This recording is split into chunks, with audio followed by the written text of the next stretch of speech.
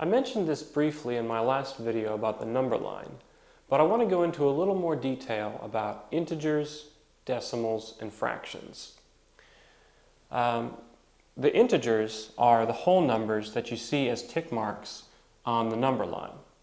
But in between each of these integers, you have these large spaces that you can't describe with just integers. You have to use other numbers to represent the space in between the integers. And to do that, we have decimals and we have fractions. Now, any number between two integers can be represented both as a fraction and as a decimal. To demonstrate this, I'm just going to enlarge essentially this section of the number line right here. So this section of the number line is now going to be represented right here.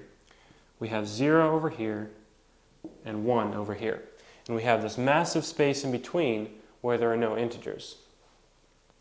So to describe this, as I mentioned, we have decimals and we have fractions. I'll describe fractions first. Fraction is essentially a way to divide up this section inside of here into equally spaced segments. So if we put one right in the middle, we've cut it in half or into two pieces. So 2 pieces, so we have a 2 on the bottom of our fraction. If we just go one of those 2 pieces, we have 1 over 2, or 1/2. And that is what this point here is. If we want to go further, we can divide it up into 4 segments. Now we have 4 equal segments. If we decide we want to go 1, 2, 3 of those segments, we can write this as a fraction with a 4 on the bottom because there's 4 parts, and we've gone 3 of them. So we write this as 3/4. And so you may notice that if you go 2/4, that's the same as going 1/2. So 1/2 and 2/4 are the same thing. And so this is kind of the idea of fractions. You divide up the space between the integers into equal parts, and you put that number on the bottom, or the denominator of the fraction. And then the number of those parts that you're counting is the number on the top of the fraction. And I've divided this up into 2 and then 4 because that's easy to draw. But you can divide up the space between the integers into as many sections as you like. You can divide it up into 3, you can divide it up into 5, 7, 10, any number of parts. And that's the number that'll go on the bottom. This provides a good transition into decimals. A decimal representation is essentially dividing up the space between 0 and 1 into 10 different segments. So I'll go ahead and see if I can draw that up a little bit. But so we've got 5 from here to here, 1, 2, 3, 4, 5, and then 6, 7, 8, 9, and 10. All right, so you've got the space between 0 and 1 divided up into 10 parts.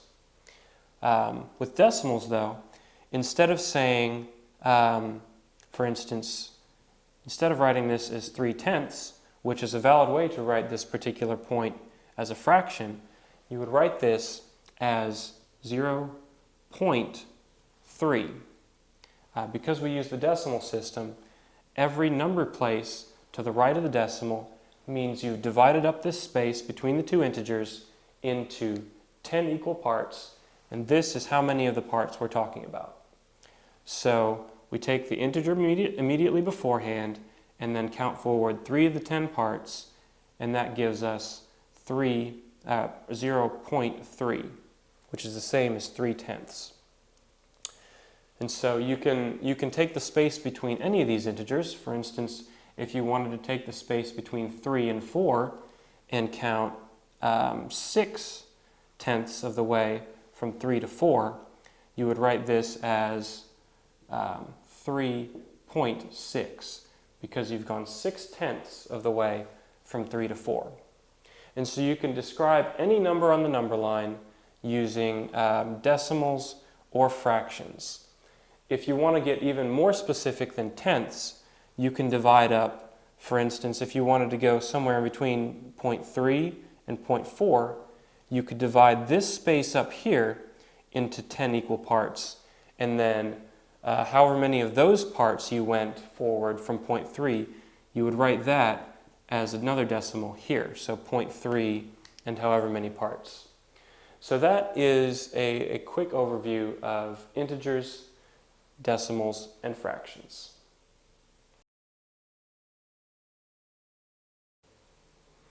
I've talked a little bit about equations so far, but now I want to give some definition to the term. An equation consists of two mathematical expressions separated by an equal sign. So for instance, we might have an equation that says 1 plus 1 equals 2. And this is true because this value is the same as that value. Now the beauty of equations is that you can perform any operations the same way on both sides of the equation, and the equation remains true. So for instance, we can add 5 to both sides of this equation, and the equation is still true. We can multiply both sides of the equation by 7, and the equation is still true. We can divide both sides of the equation by 13, and this equation is still true. And so anything you perform on both sides of the equation equally do not invalidate the equation. Similar to equations, we have what's called an inequality. So we might have the inequality 1 is less than 2. And so this consists of a mathematical expression on one side and a mathematical expression on the other side, and a sign that indicates which side is greater or lesser. So that's what we have here. This is read as 1 is less than 2. And similar to equations, we can perform the same operations on both sides of the inequality sign, and it can remain true. So again, we can add 5 to both sides, and it's still true. 6 is still less than 7. We can multiply both sides by 7, and it's still true. This side is now 42, and this one is equal to 49, so it's still true. And we could divide it by 13, and it's still true. The one thing that we can't do with inequalities without changing them that we can with equations is multiplying or dividing by a negative number. So if we wanted to multiply both sides of this inequality by -1, that would make it untrue. Because in the most simple of examples, if we have an equation that says 1 is less than 2, and we multiply both sides by -1, that becomes -1 is less than -2, which is not true. So what you have to do, if you multiply or divide both sides of an inequality by a negative number, what you have to do is reverse the inequality sign.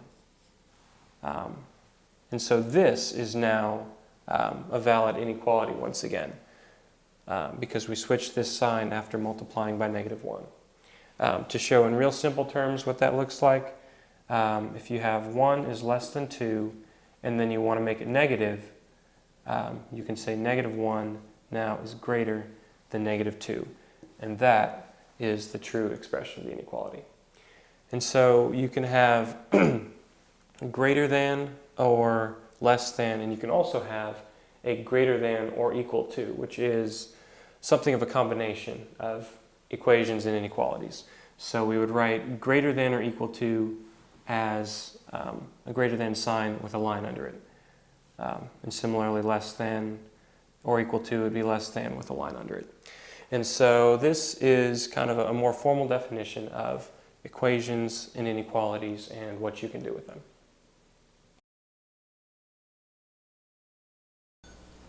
Linear inequalities are solved basically the same way as linear equations. They can only be solved for one variable in terms of the other. So for instance, if we have the inequality 8y minus 4x is less than 8, all we can do is solve it for y in terms of x or x in terms of y. So let's solve it for y in terms of x.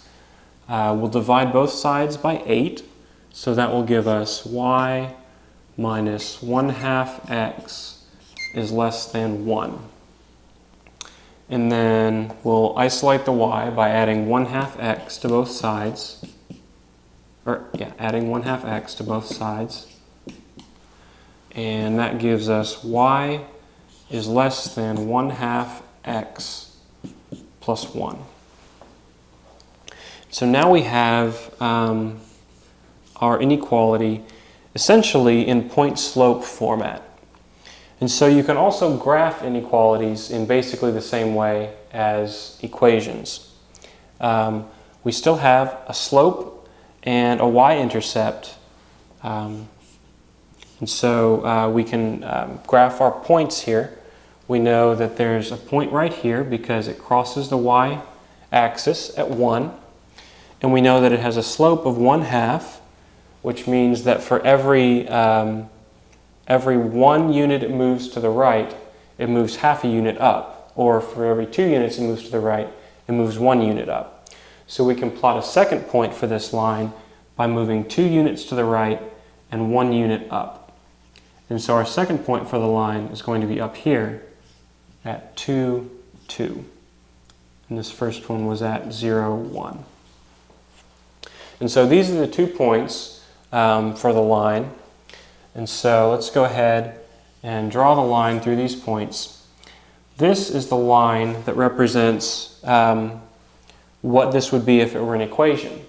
But because this is an inequality, y is less than this quantity. To graphically show the solution set for a linear inequality, instead of a line, we have a region, in much the same way that with a single variable inequality, we had a range of values instead of a single value. So here we have a region of y that satisfies the equation for every given x. And that region, because y is less than this value, is everything where y has a lesser value than this line. So anything below this line, everything down in this region, satisfies this inequality. And so this is kind of how you can graphically show the solution set for a linear inequality such as this.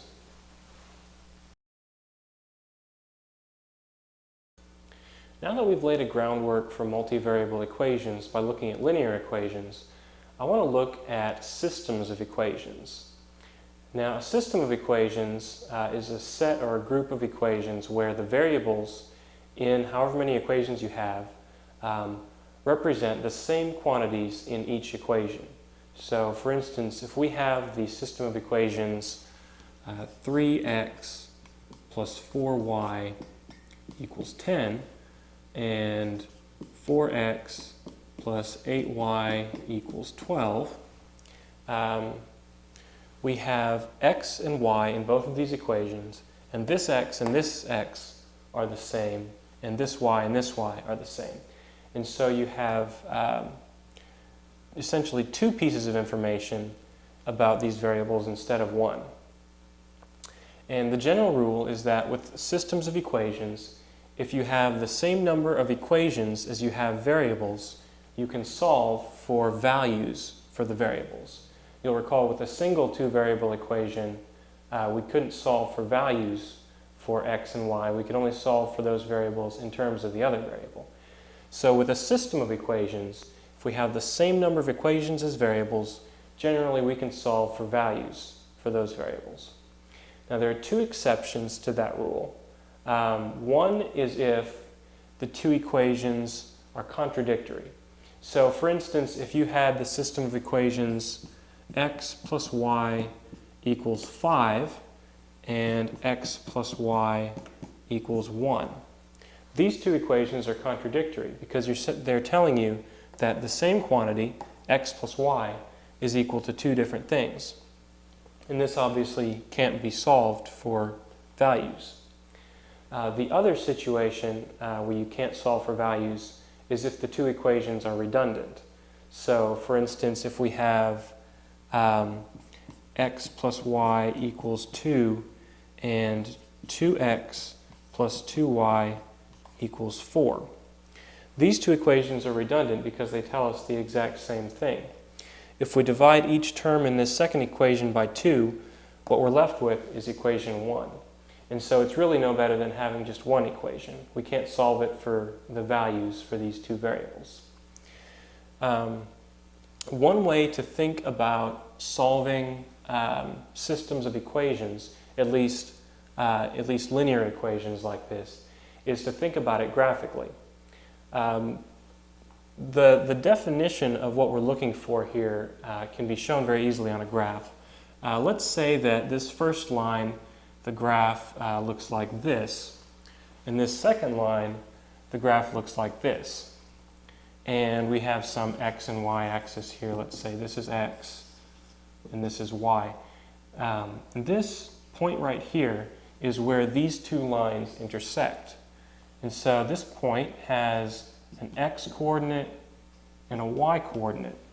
And the values of this x and y coordinate are the values for x and y that satisfy both of these equations. And so that's how you can kind of think about systems of equations graphically. And in this case here where we have the contradictory equations, this would essentially be parallel lines. The equations x plus y equals 5 and x plus y equals 1 would look something like this. You'd have these two parallel lines that never intersect. And so that's why you can't solve these for either variable.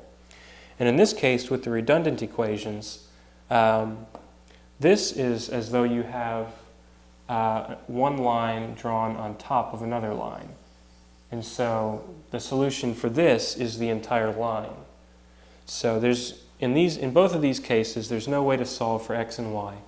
But if you have the same number of equations as variables, and they're not contradictory and they're not redundant, you should be able to find what is graphically the intersection point and solve for values for the variables. In the next couple of videos, I'm going to demonstrate a couple of different methods for solving systems of equations.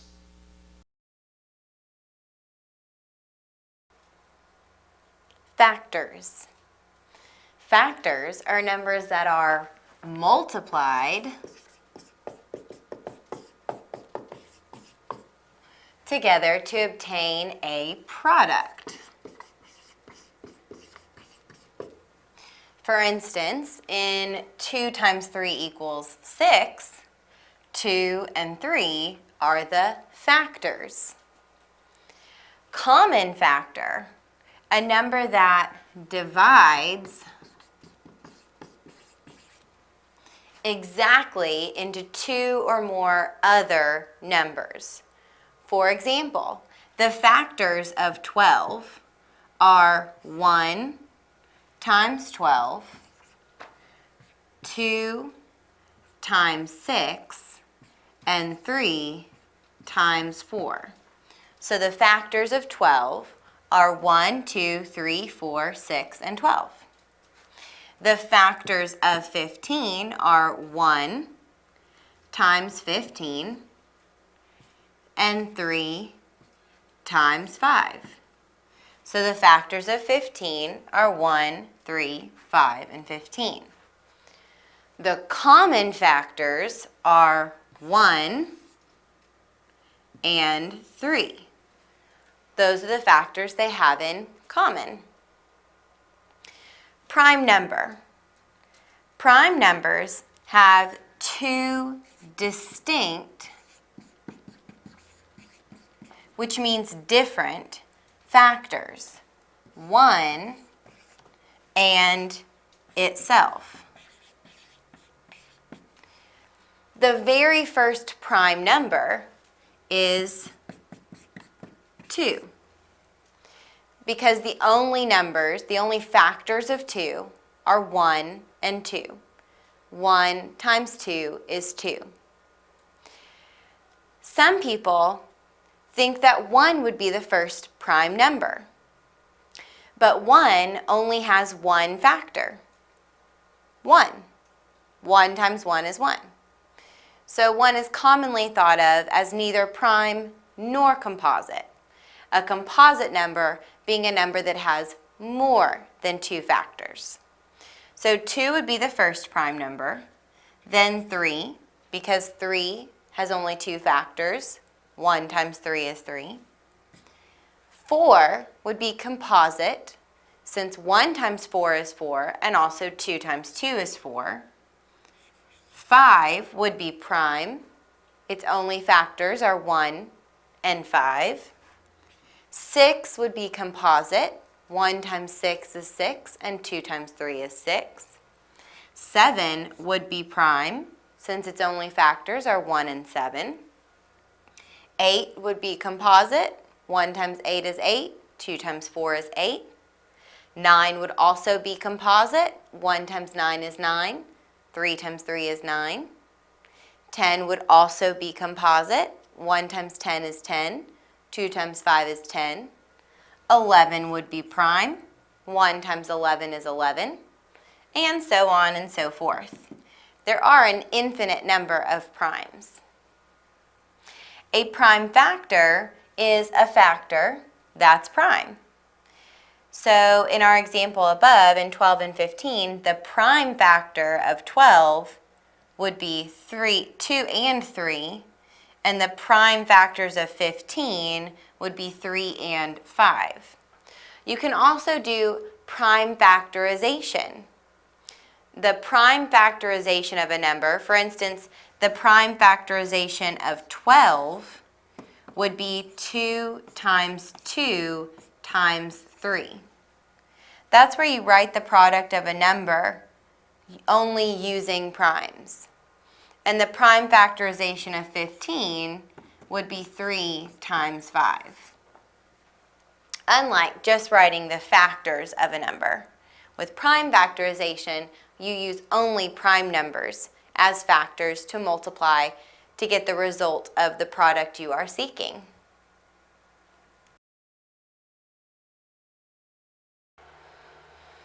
Area and circumference of a circle. Area of a circle is found by multiplying pi times the radius squared. The radius of a circle is a segment that has its endpoints on the circle and on the center of the circle, or you can think of it like it goes halfway across the circle. Circumference, which is the distance around the circle, is 2 times pi times the radius, or pi times the diameter. The diameter of a circle is a segment that passes through the center of the circle and has its endpoints on the circle, or it goes all the way across your circle. The diameter is twice the radius. Likewise, the radius is half of the diameter. These formulas are interchangeable since when you multiply 2 times the radius, you get diameter. Let's look at an example. Find the area and circumference of the following circle in terms of pi and to the nearest tenth. In our example, all they've given us is the diameter, but that's all we need to find our area and to find our circumference. We'll start with area. The first thing we're going to do is write our formula for area. Area is pi times radius squared. Now we need to substitute our radius, but they only gave us the diameter.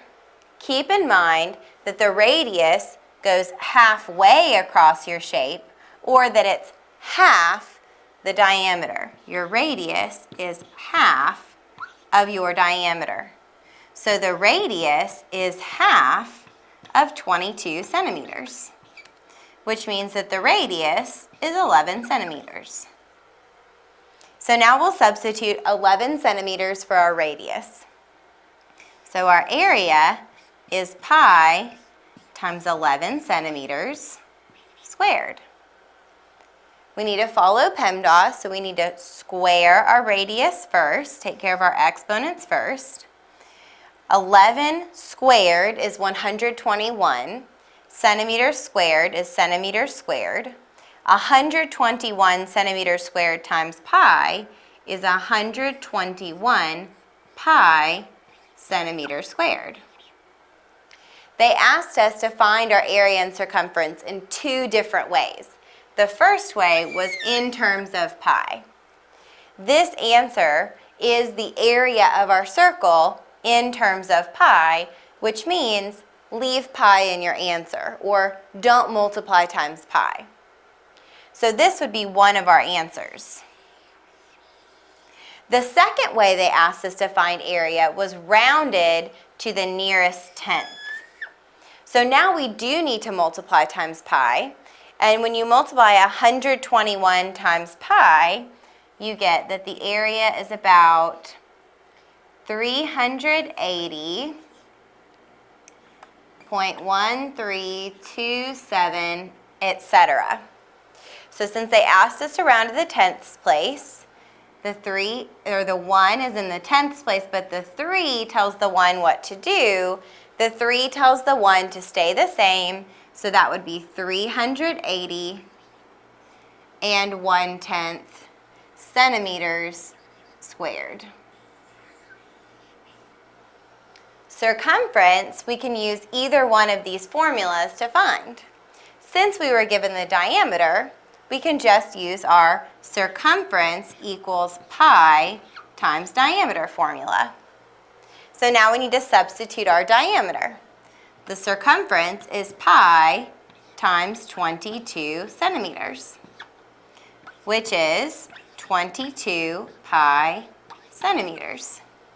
And that gives us the first answer they asked for in terms of pi, 22 pi centimeters. To find our answer to the nearest tenth, we now need to multiply 22 times pi so that we get circumference is 69.1150, etc. And then we round to the tenths place. The 1 is in the tenths place, and the 1 next to it tells it to stay the same. So our circumference is 69 and 1/10 centimeters.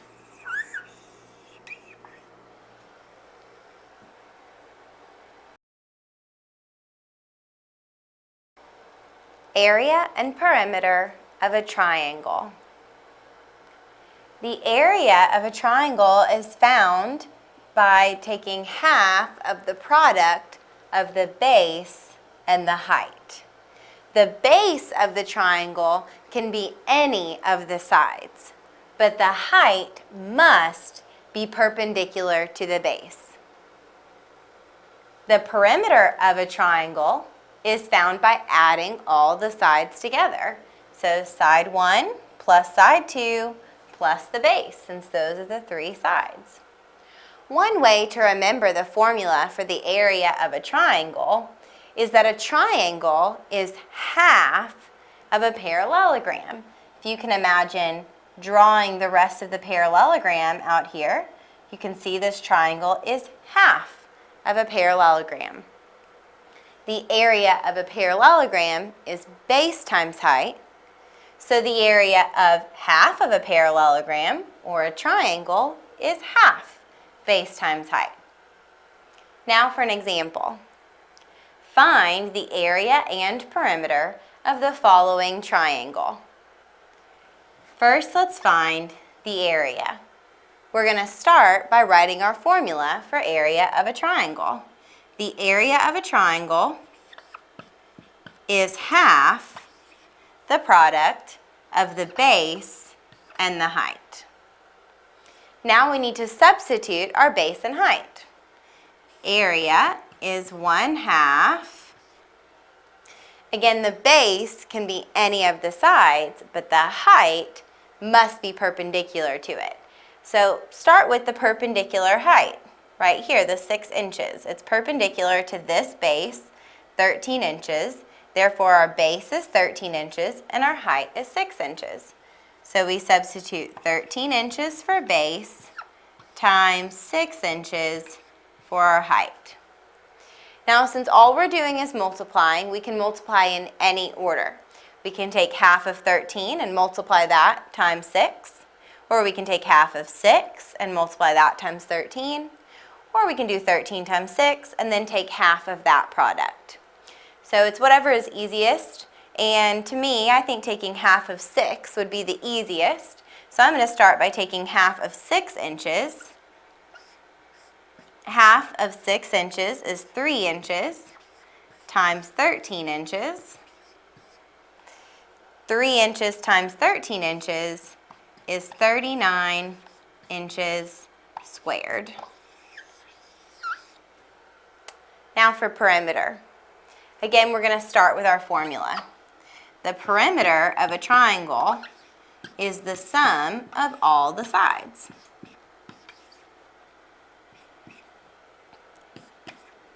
So 10 inches plus 8 inches plus our base, 13 inches.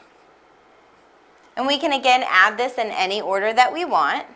So maybe we start with 10 inches plus 13 inches, 23 inches, plus 8 inches.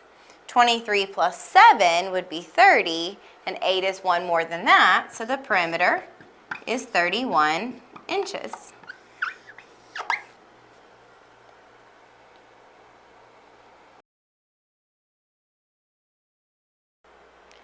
Finding measurements for parts of a circle. A pizza with an 18-inch diameter is cut into 12 equal slices. What is the area of each slice? How many linear inches of crust does each one have? What is the total perimeter of each slice? We're going to take this one question at a time. So we've cut a circle into 12 equal slices.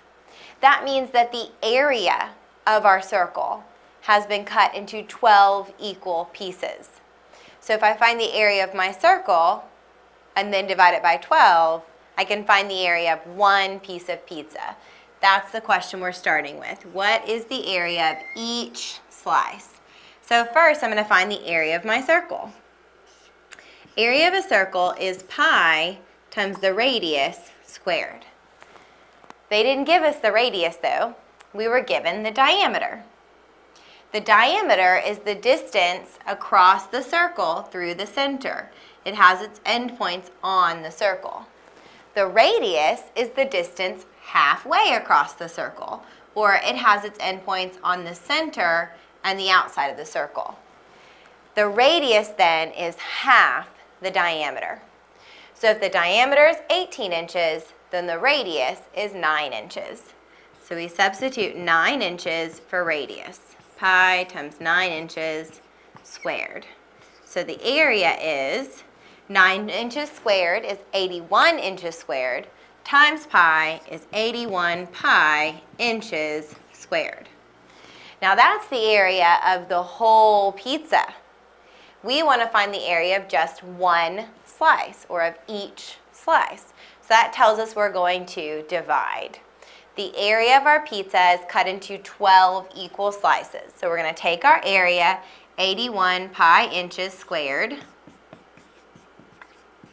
and divide it by 12. And then we can simplify that. We can divide our numerator and our denominator both by 3, and we get 27 fourths pi inches squared. So that's the area of just one slice of pizza. The next question says, how many linear inches of crust does each one have? So when they're talking about the crust, that's part of the circumference of the circle. How much of the circumference? The circumference of a circle is pi times the diameter. So the circumference of the circle is pi times 18 inches, since that's our diameter, which means our circumference is 18 pi inches. That's the distance all the way around the circle. But our circumference has been split into 12 equal slices by these 12 pieces of pizza. So if we want to find the linear inches of crust one slice has, then we take our linear inches of crust for the whole pizza and divide it by 12. So that's 18 pi inches divided by 12. And that can be simplified. We can divide our numerator and our denominator by 3. 18 divided by 3 is 6, and 12 divided by 3 is 4, so 6/4 pi inches. Or we could keep simplifying that, or we can say 4 goes into 6 one time with 2 left over, 2 out of 4, or 1/2. So it's 1 1/2 pi inches. 1 1/2 pi inches of crust for each slice of pizza. The last question says, what is the total perimeter of each slice? So perimeter is the distance around. The perimeter of a slice of pizza would be our crust part, so that's that 1 1/2 pi inches, plus this segment, which is our radius, which we found earlier was half the diameter, so plus 9 inches, plus the radius again, so plus 9 inches again. And then we would combine like terms. So the perimeter is 9 inches plus 9 inches is 18 inches plus 1 5/10 pi inches. And that would be the perimeter of one slice of pizza.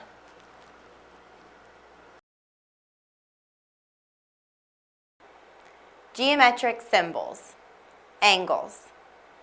It's important to understand the different symbols that are associated with geometry so that when you're asked a question, you know what you're being asked and you also know how to answer. In this video, we're going to talk about the different symbols that are associated with angles specifically. So here we have two triangles, triangle ABC and triangle DEF.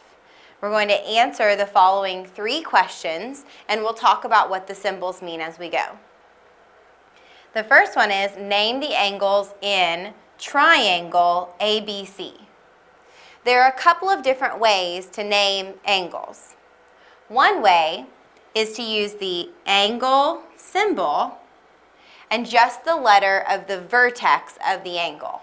So we would call this angle angle A, since A is the vertex.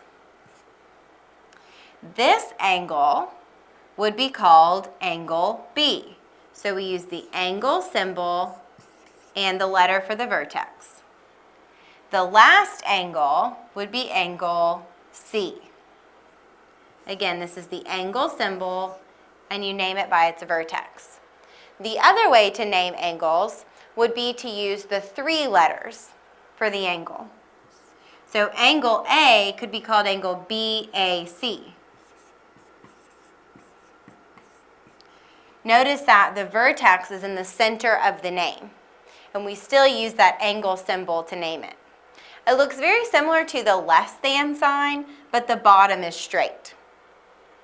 To name angle B, we could also name it angle ABC or angle CBA, as long as that B stays in the middle.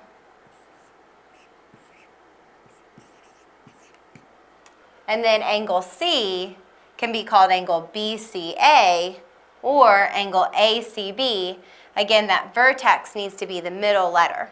So we start with our angle symbol, angle ACB. So there are 2 different ways to name angles, all using the angle symbol. Next, we need to name the congruent angles in triangle ABC and triangle DEF. Congruent means the same or equal, exactly the same. And congruent angles are marked for you sometimes on pictures. And the way you'll know which angles are congruent is because they'll be marked in the same way.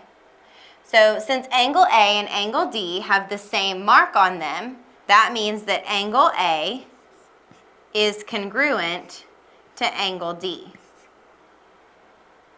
We used our angle symbols again, and this sign in the middle means congruent. It's an equal sign with a little squiggly on top. Angle B is marked similarly to angle E, and we're going to talk about this symbol in just a minute. Angle B is congruent to angle E. Finally, angles C and F are marked the same way. They both have these two marks on the angle, so that means that they are congruent to each other. Angle C is congruent to angle F. Now this last question says, what is the measure of angle B? This M stands for measure. And so when you see the M, that means they want the degree. How many degrees are in the angle? What's the measure of the angle? Angle B, even though there isn't a number there, this box means that angle B measures to be 90 degrees. So the measure of angle B equals 90. And the measure of angle E would also be 90 degrees.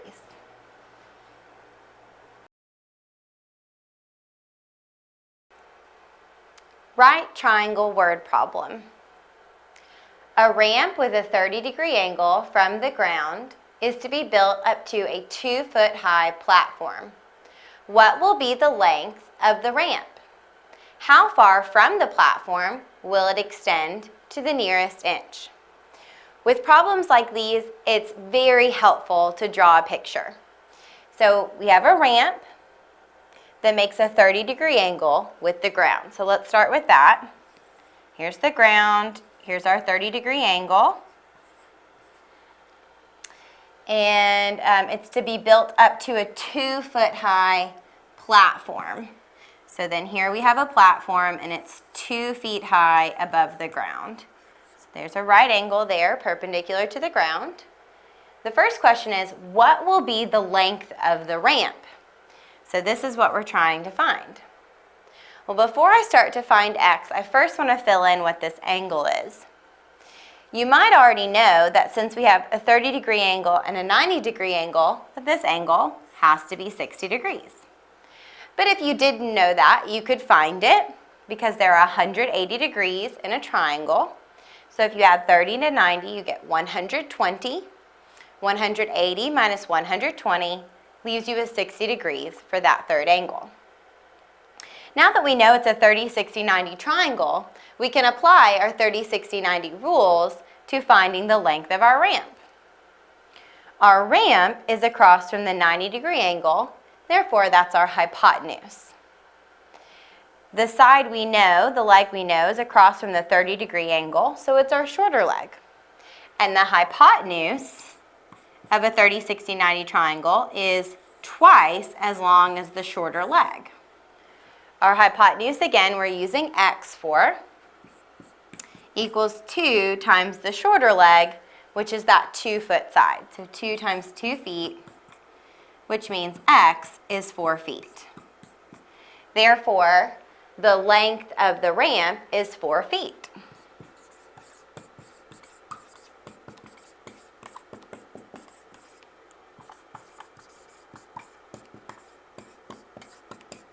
So we've answered the first question.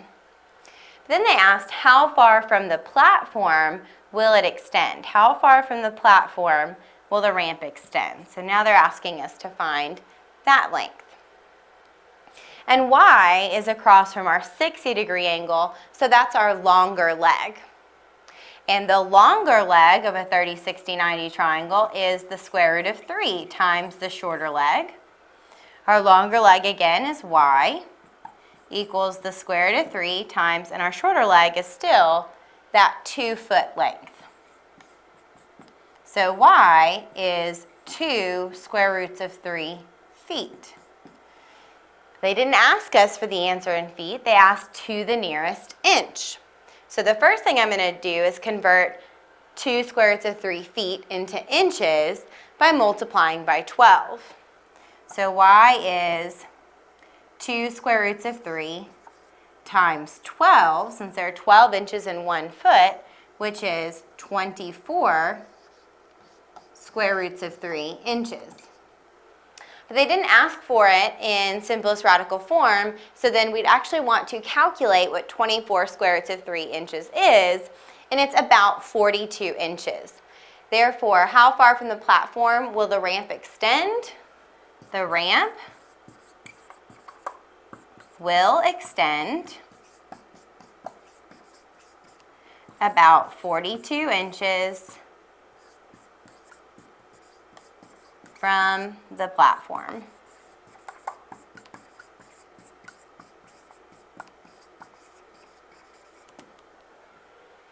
There we have it.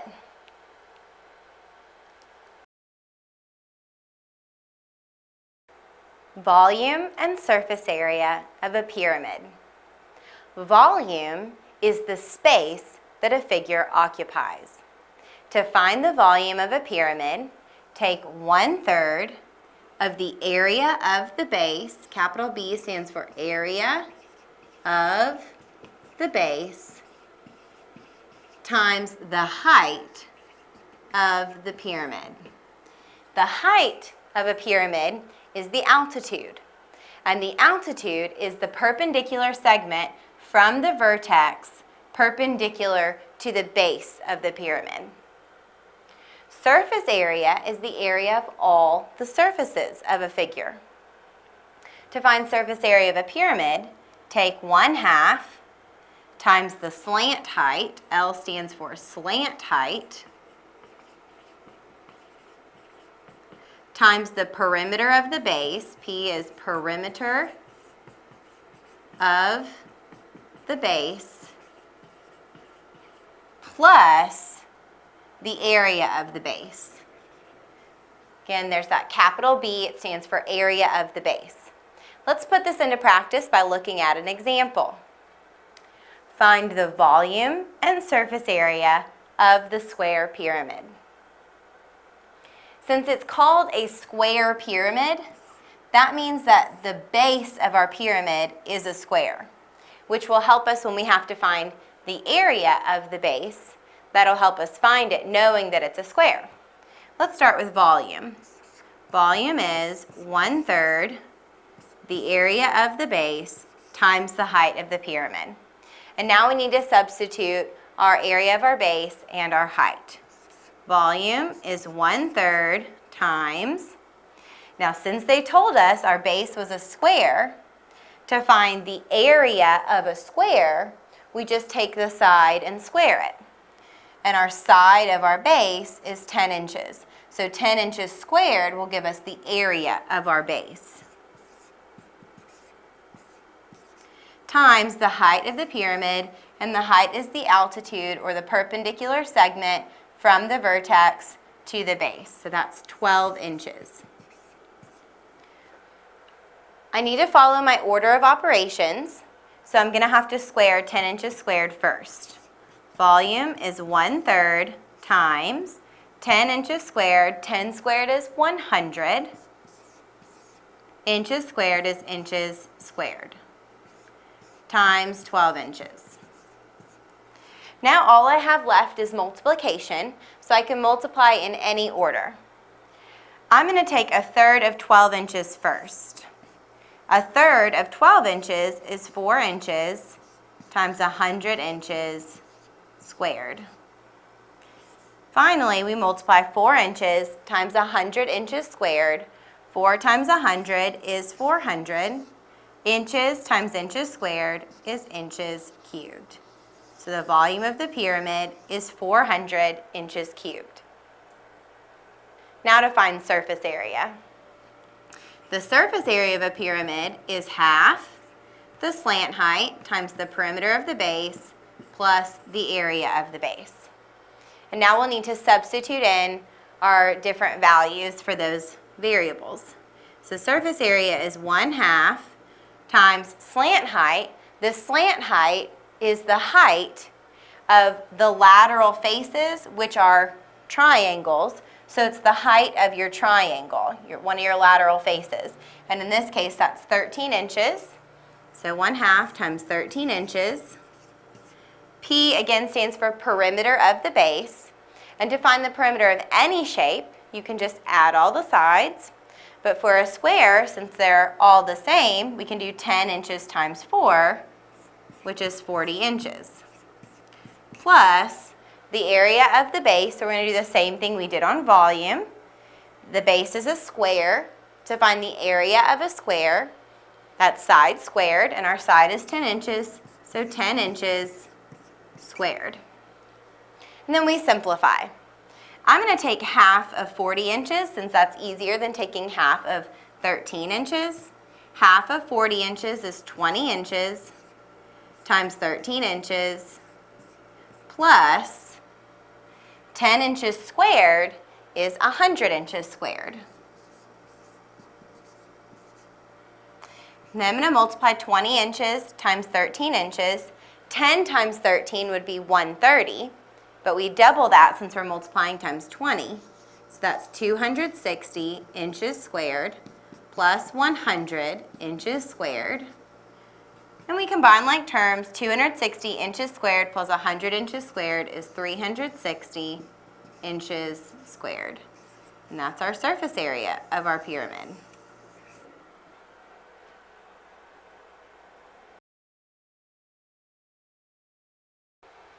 Volume and surface area of a rectangular solid. The volume is the space that a figure occupies.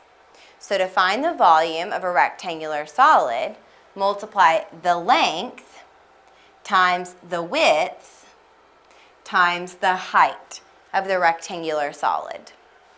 Length times width is the area of the base. And then that is stacked on top of itself to fill up the solid, which is why you multiply it times the height to get the space that the figure occupies. Surface area is the area of all of the surfaces added together. A rectangular solid has 3 pairs of congruent parallel faces. The top and the bottom are exactly the same and parallel to each other. The left and the right, again, congruent and parallel. And finally, the front and the back are congruent and parallel. So to find the surface area of a rectangular solid, find the area, length times height, of the front or of the back. And since there are 2 faces exactly like that, the front and the back, you multiply that times 2. Plus 2 times width times height. Width times height is the area of the right face or the left face. And since there are 2 faces that have that exact same area, right and left, you multiply it times 2. Finally, add 2 plus the width times the length.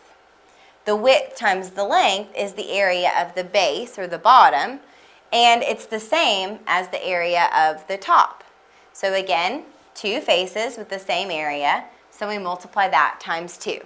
And then when we add all those together, we get the surface area or the area of all of the surfaces of the rectangular prism. Let's look at an example. Find the volume and the surface area of the following rectangular prism. Let's start with volume. So the first thing we're going to do is write our formula.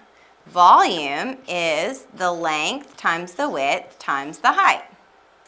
Now we need to substitute our length, width, and height. So volume is, the length is 7 inches times the width, 3 inches, times the height, 5 inches. 7 inches times 3 inches is 21 inches squared. 21 inches squared times 5 inches is 105 inches cubed. And that cubic unit, again, came from multiplying inches times inches times inches.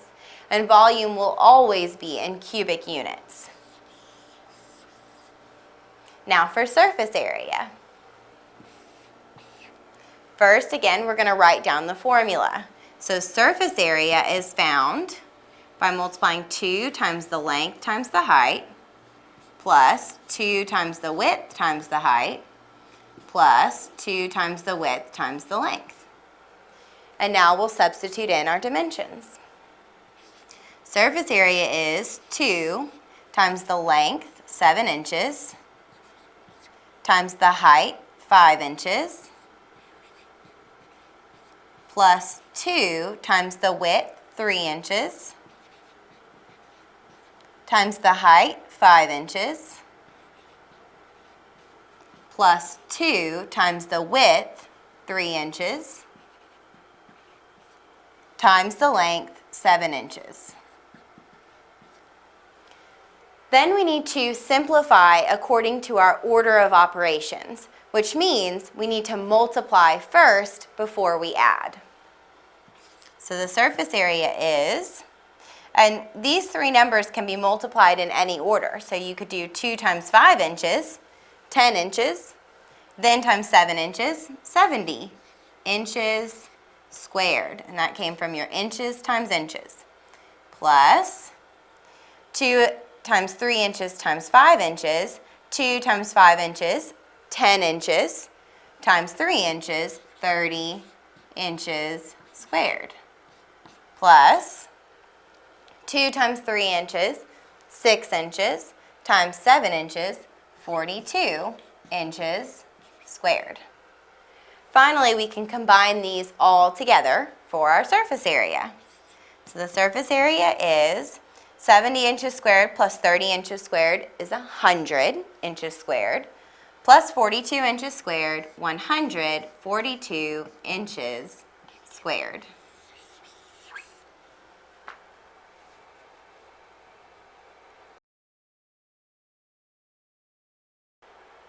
Volume and surface area of a right circular cone. The volume of a cone is found by taking 1/3 of pi times the radius squared times the height. The surface area of a cone is found by finding the area of the base, a circle, pi times radius squared, and adding the lateral area, or the area around the side, pi times radius times the square root of radius squared plus height squared. Let's look at an example. Find the volume and surface area of the cone in terms of pi and to the nearest whole number. We'll start with volume. So first we're going to write our volume formula. Volume is 1/3 times the area of the base, pi times radius squared, times the height of the cone. Now we need to substitute our values. Volume is 1/3 times pi times the radius, 5 inches, squared, times the height of the cone, which is given as 12 inches. And now we'll simplify that according to PEMDAS. So 5 inches squared is 25 inches squared.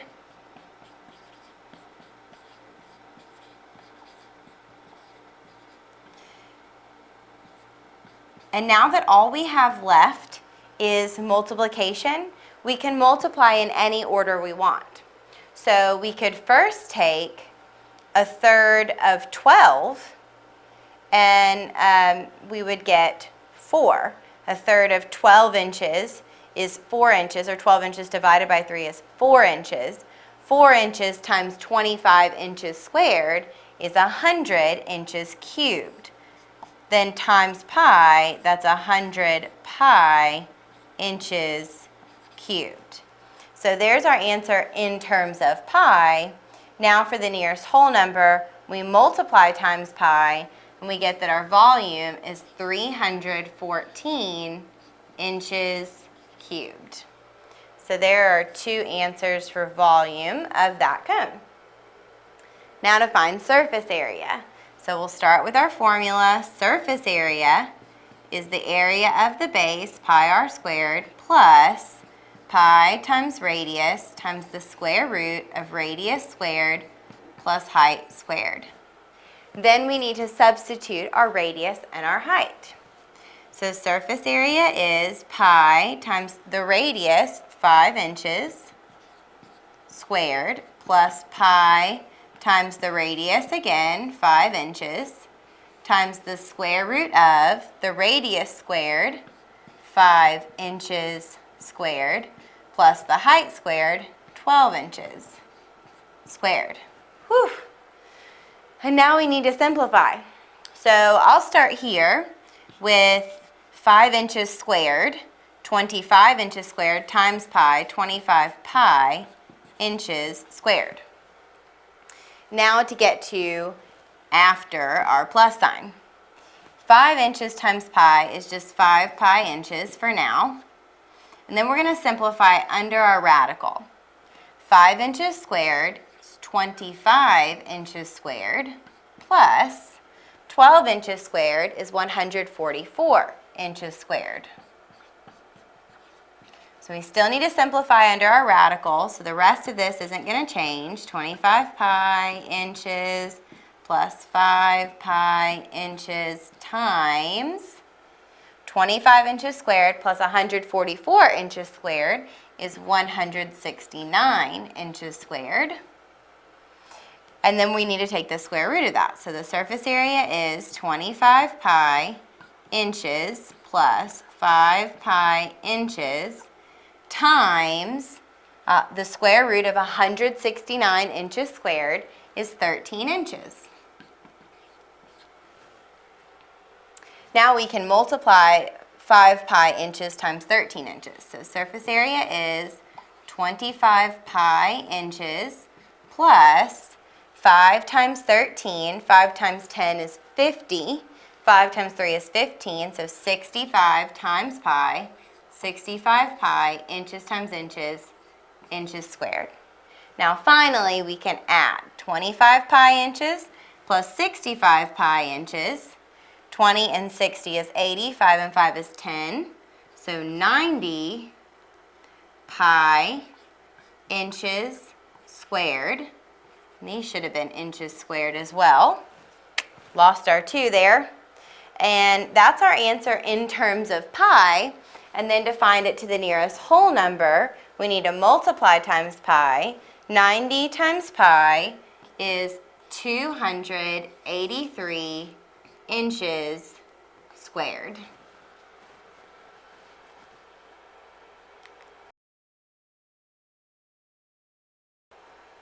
Volume and surface area of a right circular cylinder. Volume is the space that a figure occupies. To find the volume of a right circular cylinder, multiply the area of the base, which is a circle, pi r squared, times the height of the cylinder. To find the surface area of a cylinder, which is the area of the surfaces of the cylinder, find the lateral area, or the area around the side of the cylinder, by multiplying 2 times pi times the radius times the height, and then add the area of the bases, which are circles again, so 2 times pi r squared, because there are 2 bases, 2 circles. Let's look at this example. Find the volume and surface area of the following right circular cylinder in terms of pi and to the nearest whole number. We'll start with volume. So first we're going to write our formula down. The volume of a cylinder is found by multiplying pi times the radius squared times the height of the cylinder. Then we need to substitute our values. So volume is pi times the radius is the distance from the center to the outside of your circular base, so 3 feet, squared times the height of the cylinder, 8 feet. We need to simplify using order of operations, so we're going to square our 3 feet first. So volume is 3 feet squared is 9. 9 feet squared times 8 feet squared is times 8 feet is 72 pi feet cubed. And again, the feet cubed came from squaring feet squared here, and then times feet. Feet squared times feet, feet cubed. So that gives us the answer the first way, which is in terms of pi, meaning we don't multiply times pi. Pi must stay in our answer. And then to find it to the nearest whole number, we do multiply times pi. So 72 times pi is 226 feet cubed. So these would be our two answers for volume of our cylinder. Now for surface area. Surface area is 2 times pi times the radius times the height plus 2 times pi times radius squared. Then we substitute our values. So surface area is 2 times pi times the radius, 3 feet, times the height, 8 feet, plus 2 times pi times the radius, 3 feet, squared. And now we need to simplify. So the surface area is 3 feet times 8 feet is 24 feet squared, times 2 is 48 feet squared, times pi, 48 pi feet squared, plus, starting with 3 feet squared, 3 feet squared is 9 feet squared, times 2, 18 feet squared, times pi, 18 pi feet squared. Then we can combine our like terms, 48 pi feet squared plus 18 pi feet squared, and that gives us 66 pi feet squared. So there's our answer in terms of pi. And then to find it to the nearest whole number, we need to multiply times pi. So 66 times pi is 207 feet squared.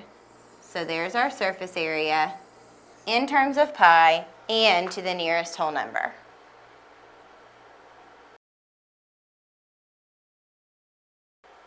Volume and surface area of a sphere. Volume is the space that a figure occupies.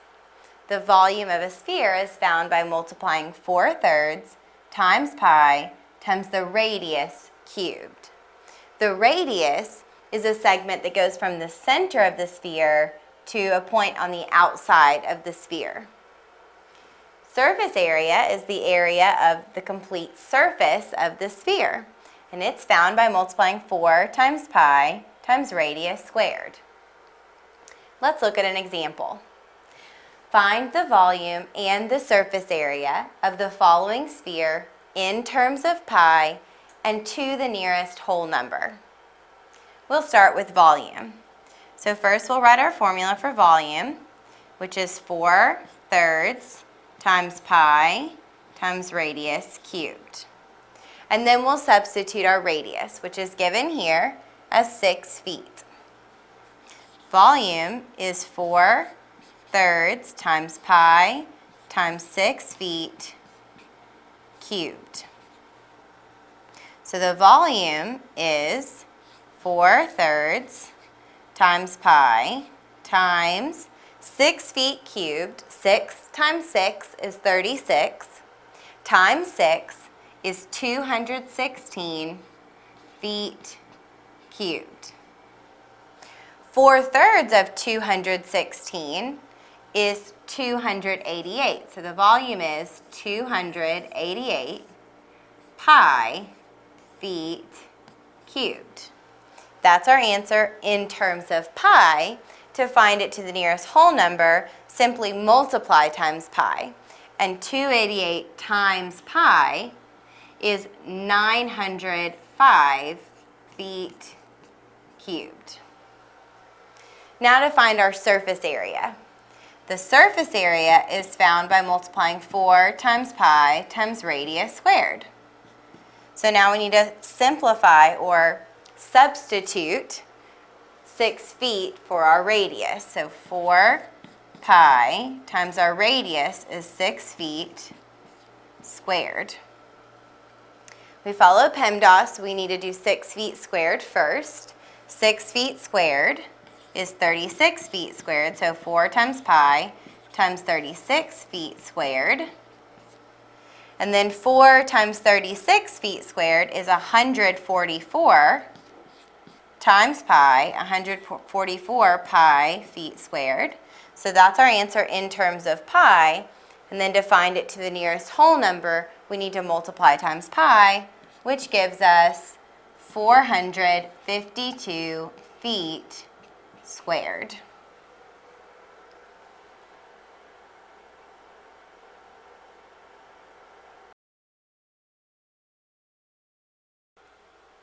Absolute value.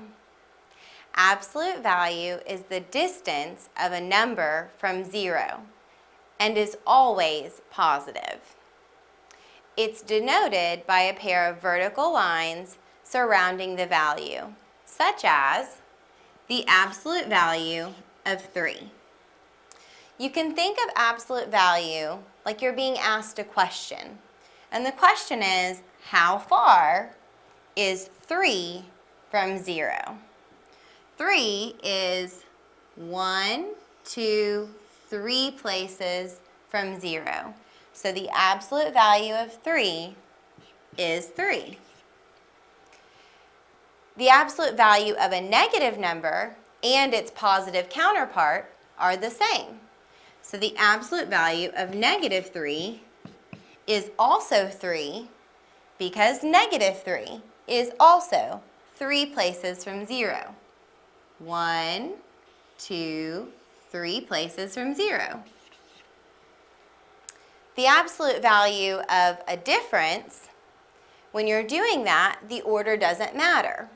Let's look at the absolute value of a couple of differences. The absolute value of 8 minus 3 and the absolute value of 3 minus 8. When you're doing the absolute value of a difference, again, the order doesn't matter. The result will still be the same. Let's see how that happens. Start on the inside finding your difference. 8 minus 3 is 5. So we have the absolute value of 5. And again, absolute value is the distance from 0. 5 is 5 places from 0. Now we'll look at the difference switched around. 3 minus 8. 3 minus 8, you could add the inverse of 3 plus a negative 8. 3 plus a negative 8 is negative 5. So we have the absolute value of negative 5. And like we talked about over here, the absolute value of a number and its negative counterpart are the same. So the absolute value of 5 and negative 5 is the same because, again, absolute value is the distance from 0, and distance can never be negative. So the absolute value of negative 5 is also 5, since negative 5 is 5 places from 0.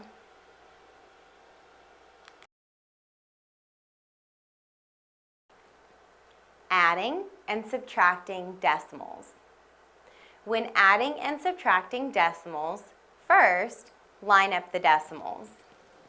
We have 4 and 23 hundredths plus 9 and 75 thousandths. Same with subtraction. 5 and 629 thousandths minus 45 hundredths. Then if you have any empty spaces, you can fill in with zeros. Adding zeros to the back of your number, to the back of a decimal, doesn't change the value of your number. So these numbers are still what they were. They're still equal. And then we just add or subtract like we usually would. 0 plus 5 is 5. 3 plus 7 is 10. So write your 0, carry your 1. 1 plus 2 is 3, plus 0 is 3. Bring that decimal down. 4 plus 9 is 13. So our answer, or our sum, is 13 and 305 thousandths. Now for subtraction. We're going to do the same thing, except now we're subtracting. 9 minus 0 is 9. 2 minus 5. We can't take 5 from 2, so we need to borrow from our 6, just like we usually would, and add a 1 onto our 2, which makes 12. 12 minus 5 is 7. And then 5 minus 4 is 1. We bring our decimal down. And 5 minus 0 is 5. So our result, or our difference, is 5 and 179 thousandths.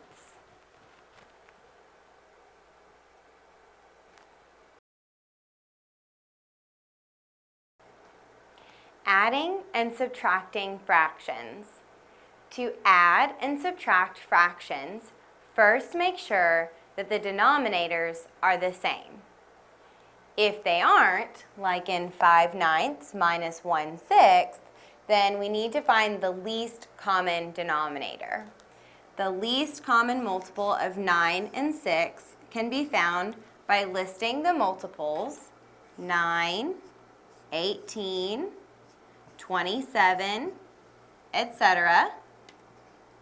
6, 12, 18.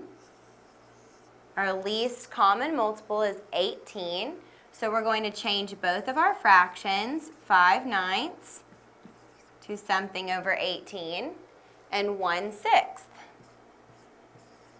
to something over 18. 9 times 2 is 18. So since we multiplied our denominator times 2, we must also multiply our numerator times 2. 5 times 2 is 10. 6 times 3 is 18. So we must also multiply our numerator times 3, and we get 3/18. So that means that 5/9 minus 1/6 is equal to 10/18 minus 3/18. Now we just subtract our numerators and put that difference over our denominator of 18. 10 minus 3 is 7. Then, if you can simplify the result, you should. But in this case, 7/18 cannot be simplified, so that's our answer. Let's look at an addition problem. Again, we've got to see if our denominators are the same, and if they aren't, then we need to change them so that they are. So we're going to find the least common denominator for 3 and 5, which means we're finding the least common multiple for 3 and 5. So I'll list the multiples: 3, 6, 9, 12, 15. And my multiples for 5, 10, 15. So my least common multiple is 15, which means I'm going to change both my denominators to something over 15. 2/3 equals something over 15. And 4/5 equals something over 15. So to get from 3 to 15, we have to multiply times 5. So we need to do the same to our numerator. 2 times 5 is 10. 5 to 15, we have to multiply 5 times 3. So we do the same to our numerator. 4 times 3 is 12, which means that 2/3 plus 4/5 is the same as 10/15 plus 12/15. And again, we add the numerators and put that result over our denominator. 10 plus 12 is 22. And this is an improper fraction since our numerator is larger than our denominator, so we'd want to change it to a mixed number. To change this improper fraction to a mixed number, we're going to divide our numerator by our denominator. 22 divided by 15 is 1, since 15 goes into 22 one time, with 7 left over out of, and the denominator stays the same. So 1 and 7/15 is our result.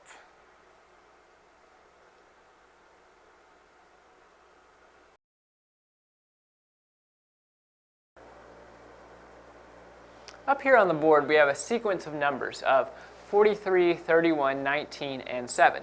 But notice after this comma, we have dot, dot, dot, meaning there's more numbers after it. And so if we were going to continue this string of numbers, then we are going to have to figure out what the pattern here is with these numbers. So what we're going to do here is we're going to take this second term right here, and we're going to do the second term minus the first term. So the second term is 31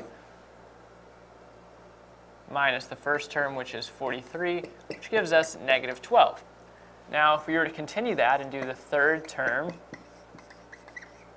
minus the second term, then we get 19 minus 31, which again gets us negative 12. So we're realizing here that each successive number is 12 less than the one before it. So by looking at this, we can come up with an equation to represent this. And so this is the equation we've come up with. And because right here we start with 43, which is the first term we have. So we have n right here. So this represents how many numbers you are into the sequence. So say we're the first number into the sequence, it'd be 1 minus 1 equals 0 times negative 12 is 0. So we get 43. If this was the second term into the sequence, we'd have a 2 right here. So 2 minus 1 is 1 times negative 12 is negative 12 plus 43 is 31. So you can see how this equation works. But I'm going to quickly simplify this for us to make it easier. And so the way this was simplified is we just multiplied negative 12 times n by negative 1 and then added some numbers together. And so we got that right there, the simplified equation. So we're going to take this simplified equation right here, and we can use this to determine what number is going to come later in this sequence. So say we want to know what the 8th number in the sequence is. All we have to do is plug in 8 for n right there. So we take negative 12, we multiply it by 8 in parentheses plus 55. And so negative 12 times 8 equals negative 96 plus 55. And so I'll save you the math on that, but that equals negative 41. So the 8th term in the sequence is going to be 81. And you can do that for whatever number you want to put in for n. If you wanted to find the 72nd number in the sequence, you could do that. You could plug it in. Or maybe you just want to find the 5th number in the sequence. You could plug that in. And so you can see how you can take this sequence. You have to discover the pattern. Then you come up with an equation, and it's going to work for whatever number you want to plug in to n.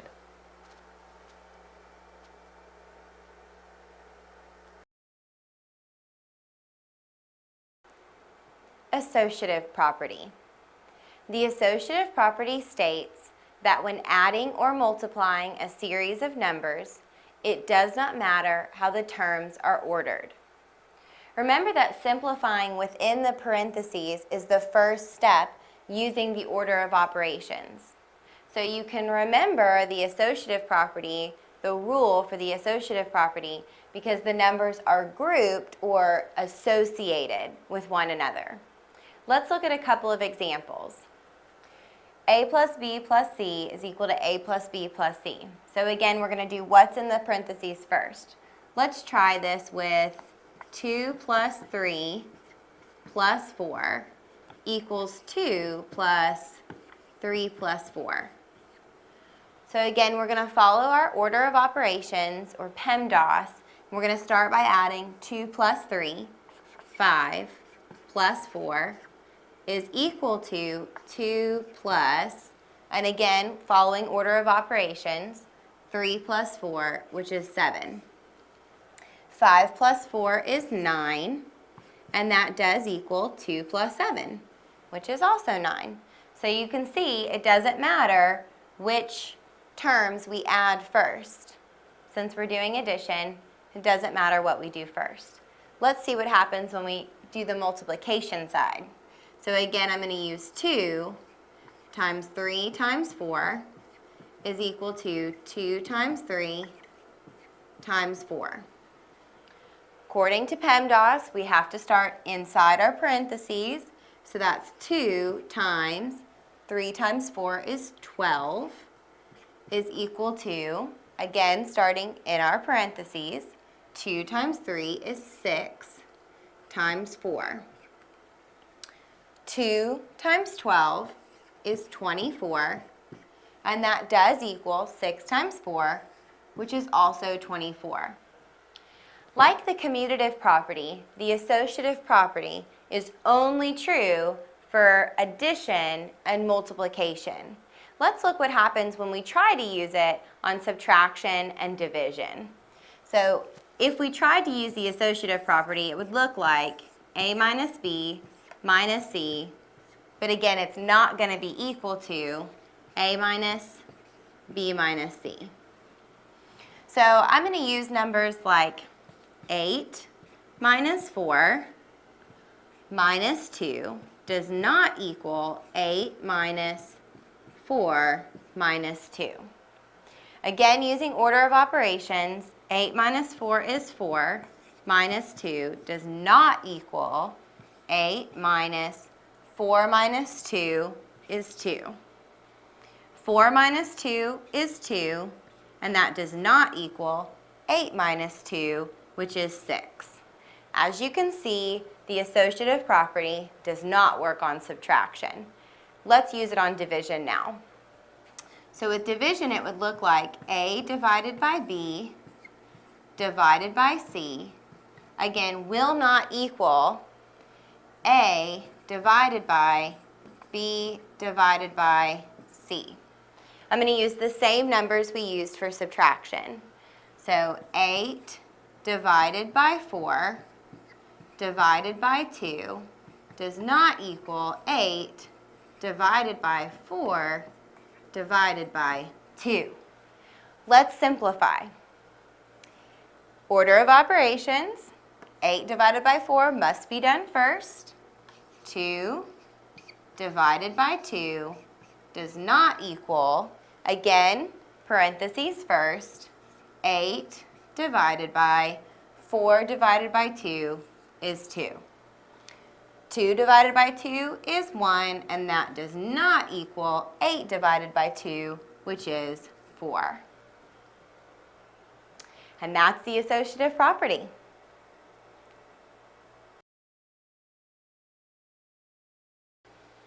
Calculation of a percentage. Sometimes, instead of being given a percent, you're asked to find the percentage. Here we have two problems we're going to do where we have to find the percentage.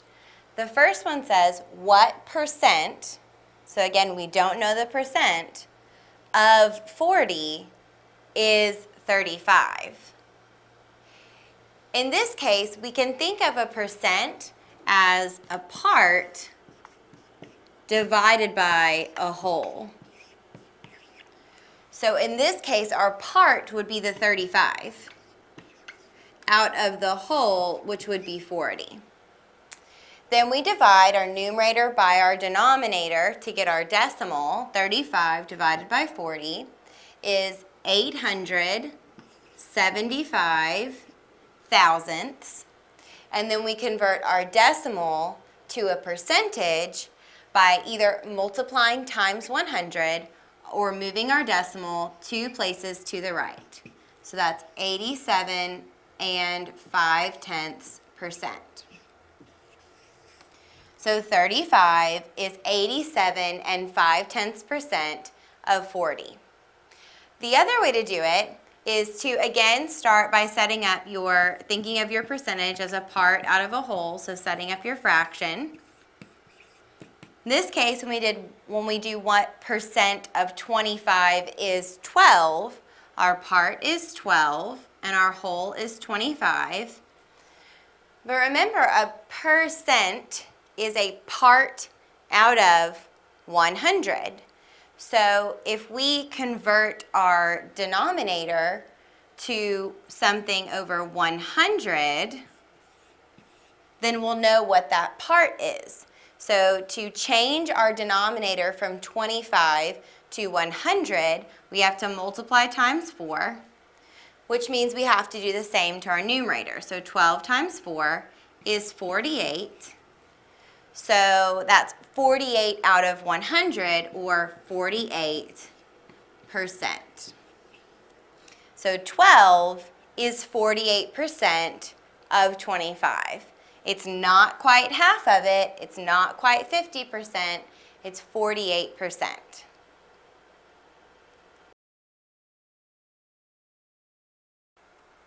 Changing a mixed number to an improper fraction. To change a mixed number to an improper fraction, first multiply the denominator times the whole number and then add the numerator. You'll then place that value over the denominator. Let's look at 2 examples. For 2 3/4, we'll first multiply 4 times 2, our denominator times our whole number, and then add our numerator. That value goes over our denominator, 4. 4 times 2 is 8. 8 plus 3 is 11. So 2 3/4 is 11/4 as an improper fraction. Let's look at one more. 4 2/5. Again, we're going to start by multiplying our denominator times our whole number. 5 times 4. And then adding our numerator, plus 2. And that value goes on top of our denominator, 5. 5 times 4 is 20, plus 2, 22/5.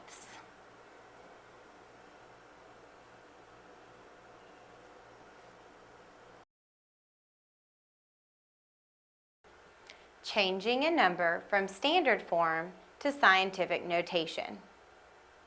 To change a number from standard form to scientific notation, you need to first rewrite the number so that it is between 1 and 10 by moving the decimal to the left or the right. Let's look at 32,581. To write this in scientific notation, the first thing we have to do is take our decimal and move it to the left or to the right so that this number is between 1 and 10. Where's my decimal? It's at the end of my number. So I'm going to have to move it to right between my 3 and my 2 so that my number is now 3 and 2,581 10,000ths. Now we're going to multiply this times 10 raised to, and this power is found by determining how many places we had to move our decimal. We had to move it 1, 2, 3, 4 places, which means we would need to multiply this number times 10 to the 4th power to achieve our original number. So 32,581 is 3 and 2,581 10,000ths times 10 to the 4th power in scientific notation. This same pattern applies when expressing very small numbers in scientific notation. Let's consider the value 65 thousandths. We're going to start again by moving our decimal so that our number is between 1 and 10. So I'm going to have to move it to between my 6 and my 5. So that gives us 6 and 5/10. But right now these numbers aren't equal. Not until we add our times 10 raised to the, now we have to figure out the power. We moved it 2 places to the right. So we'd have to multiply 6 and 5/10 times 10 to the negative 2 power to achieve our original number. 65 thousandths is equal to 6 and 5/10 times 10 to the negative 2.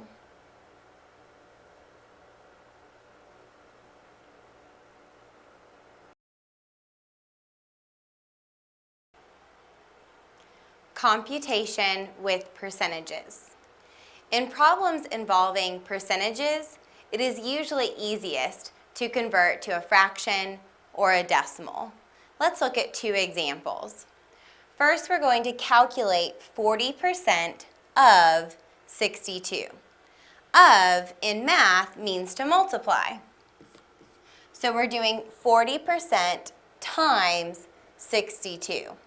So now we need to convert 40% either to a fraction or to a decimal. I'm going to convert it to a decimal.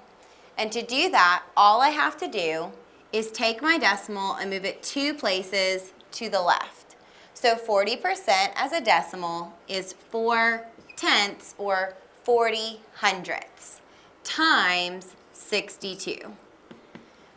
4/10 times 62 is 24 and 8/10. So 40% of 62 is 24 and 8/10. You can use mental math to find percentages, and on this one what we could do is find 10% of 62 first and then multiply that times 4, since 10% times 4 would be our 40% of 62. So to find 10% of 62, we would just move the decimal 1 place to the left, so that would be 6 and 2/10. And then we want to do that 4 times, so we just multiply that times 4. So 6 and 2/10 times 4, which would again give us 24 and 8/10. And this you could do a little easier in your head. Let's look at one more. Oftentimes, percentages are used to calculate the tip when you go out to eat at a restaurant. So here we're going to calculate a 20% tip on a $28.75 meal. So we want to know what is 20% of $28.75, since that's how much we need to leave them. 20% of how much our total bill was. So again, of is multiplication, and we want to convert our percent to a decimal. So move it 2 places to the left. So we're really doing 2/10 times $28.75. And 2/10 times $28.75 is $5.75. So we would need to leave them a $5.75 tip. What would our total bill be? Well, our total bill would be how much our food costs plus how much we're leaving in a tip. So $28.75 plus $5.75. 5 plus 5 is 10. Write your 0, carry your 1. 7 plus 7 is 14. Plus 1 is 15.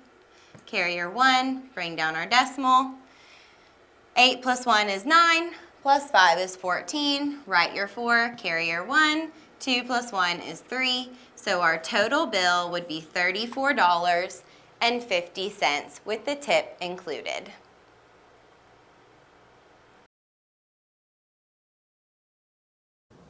The processes for converting decimal numbers to fractions and percentages are both fairly simple, so I'll demonstrate both on each of these examples here. First, we have 0.35. To convert 0.35 to a fraction, we'll write the 2 digits in here as the numerator, and we'll take a look at the rightmost digit. The rightmost digit is 2 decimal places to the right of the decimal, so we're going to write 2 zeros in the denominator. So we have 35 over 100. And this can be reduced by dividing both the top and the bottom by 5. 35 over 5 is 7. 100 over 5 is 20.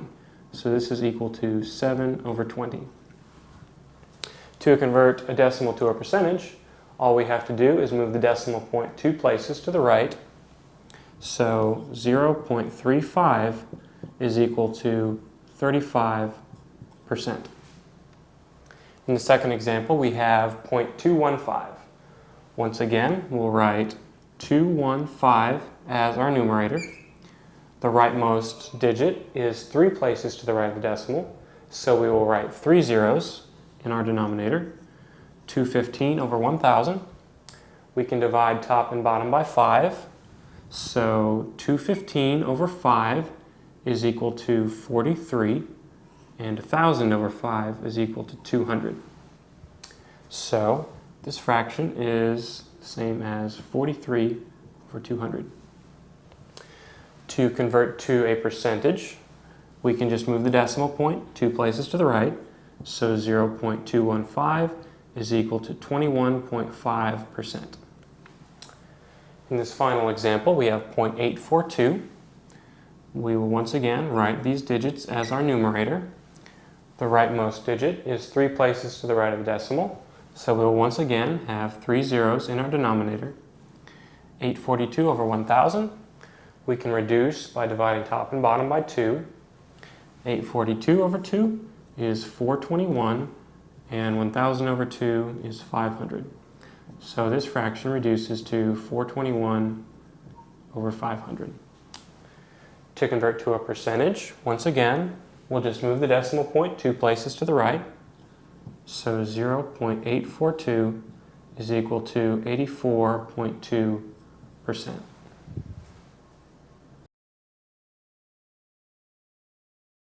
The first step in converting a decimal to an improper fraction is to convert the decimal to a mixed number.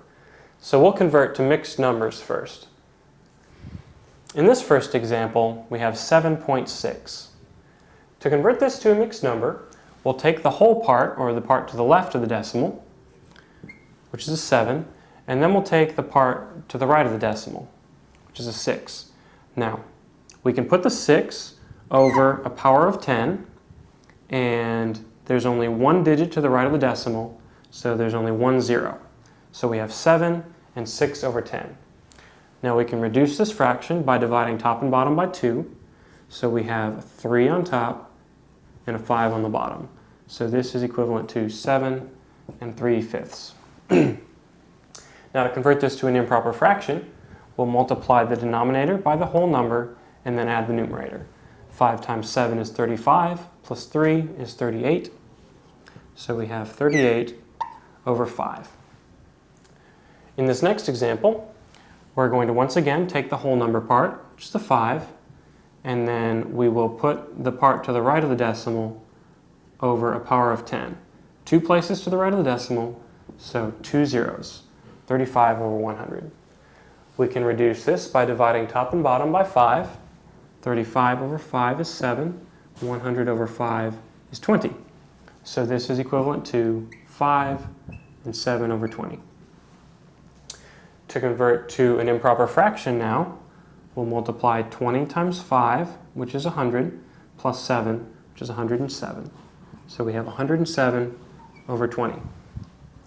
In the final example, we'll once again take the whole number part, 3, and then take the part to the right of the decimal, 375 over 3 decimal places, so 3 zeros, 375 over 1,000.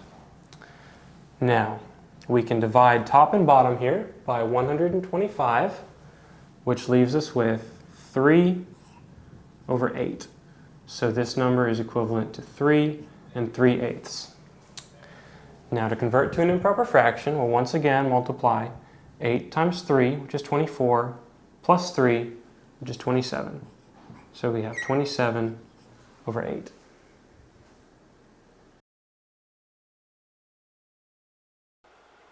Converting improper fractions to mixed numbers. To convert an improper fraction to a mixed number, first we're going to divide our numerator by our denominator.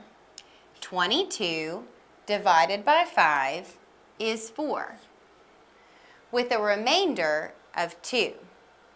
4 is our whole number, while 2 is the numerator of our fraction, and the denominator stays the same. So 22/5 as a mixed number is 4 2/5. Let's look at one more. Again, to change an improper fraction to a mixed number, we're going to start by dividing our numerator by our denominator. 18 divided by 4 is 4. 4 times 4 is 16, so we have a remainder of 2. 4 goes into 18 4 times with a remainder of 2 out of 4, since our denominator stays the same. This mixed number is special because we can simplify this fraction 2/4, and when you can simplify, you always want to do that. So 4 2/4 simplified would be 4 1/2. Since the GCF of 2 and 4 is 2, we divide both numerator and denominator by 2. 2 by 2 is 1, and 4 divided by 2 is 2. So 18/4 as a mixed number is 4 1/2.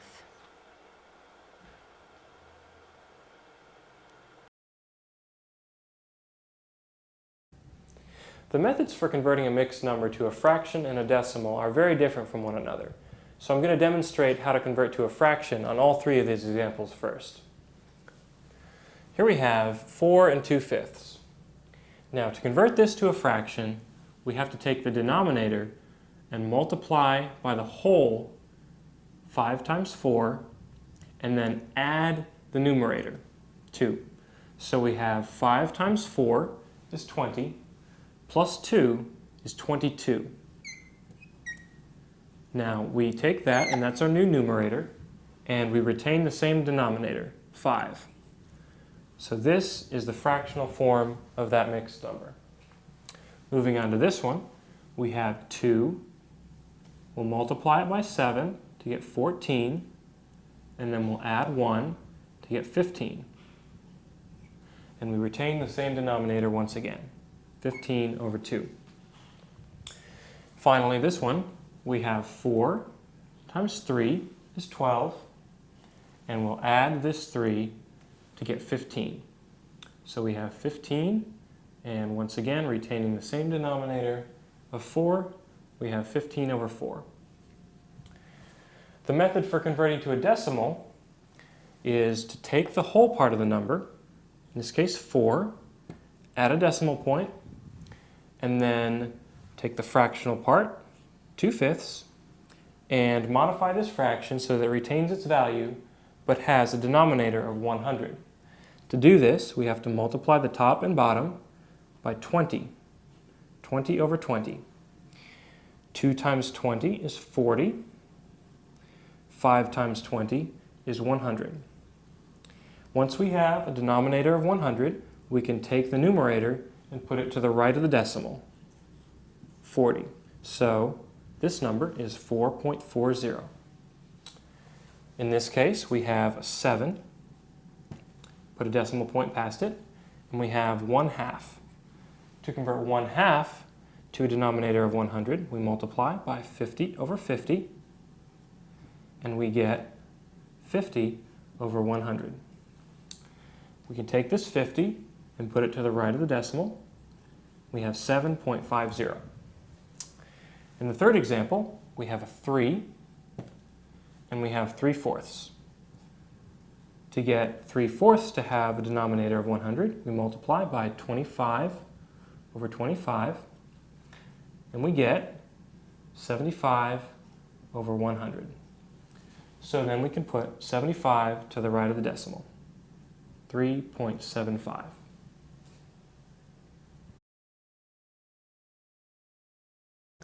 The methods for converting a percentage to a decimal and a fraction are fairly straightforward.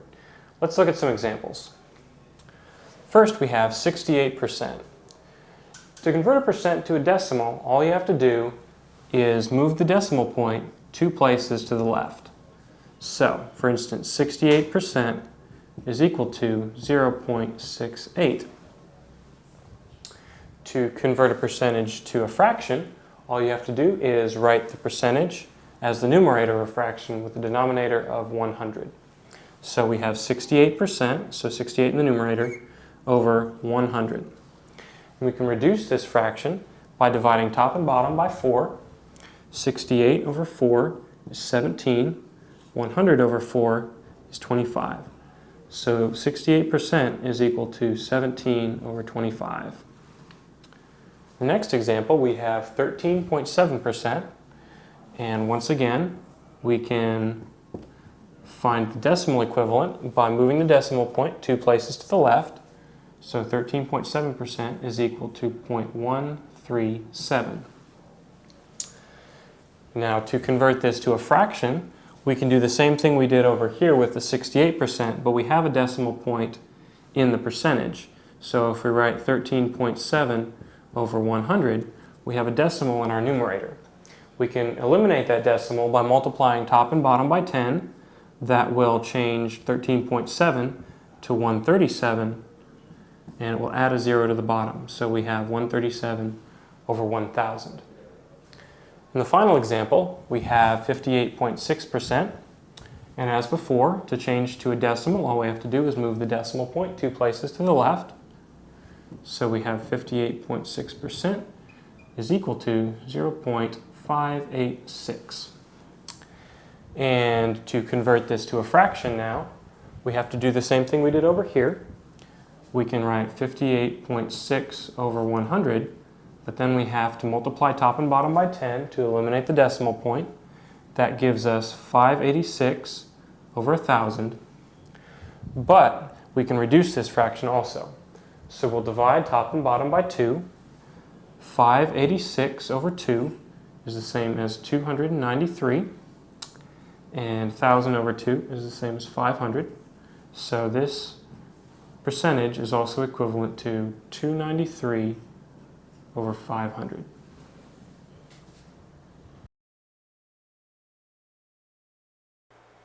Decimals. Decimals use place value to represent an amount.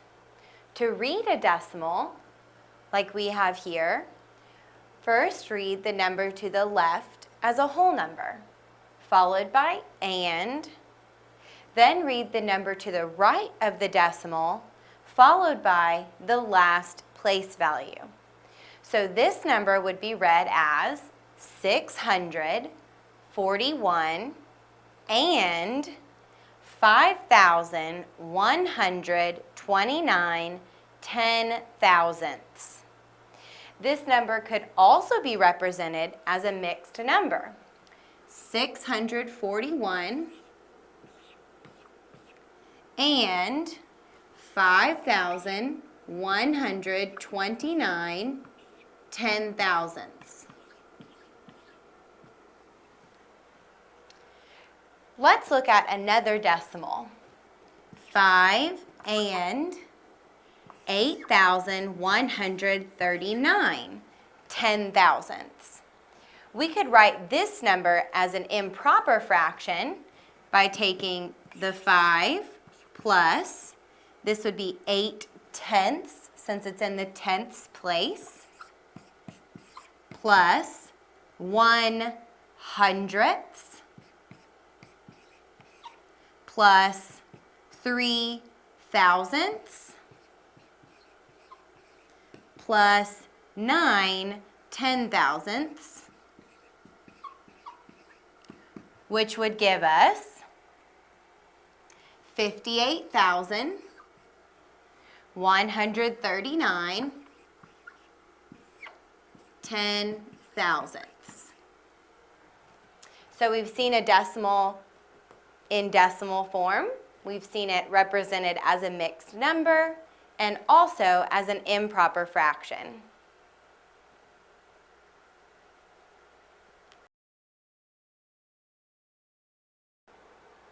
Distributive property. The distributive property involves multiplying over grouped addition or subtraction terms. It states that you multiply the number outside of the parentheses by each term inside of the parentheses, and then add or subtract as in the original. You can think of distributing as handing out or giving something out. You're giving out the number on the outside of the parentheses to the numbers on the inside of the parentheses. We're going to look at two examples, one with addition and one with subtraction. If we were doing 2 times the quantity 5 plus 3, then we could use the distributive property to simplify this by distributing the 2 to the 5, 2 times 5, plus 2 times 3. Then we would simplify. According to PEMDAS, we need to multiply first. So 2 times 5 is 10, plus 2 times 3 is 6. Finally, we combine 10 plus 6 for 16. Let's look at this subtraction problem.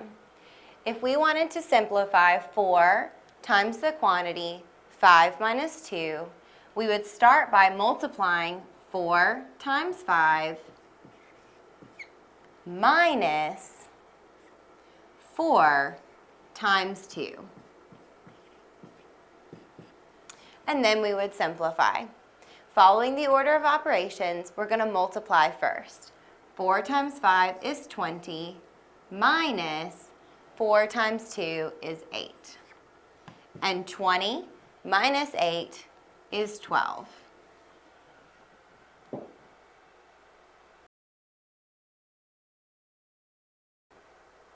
Dividing decimals.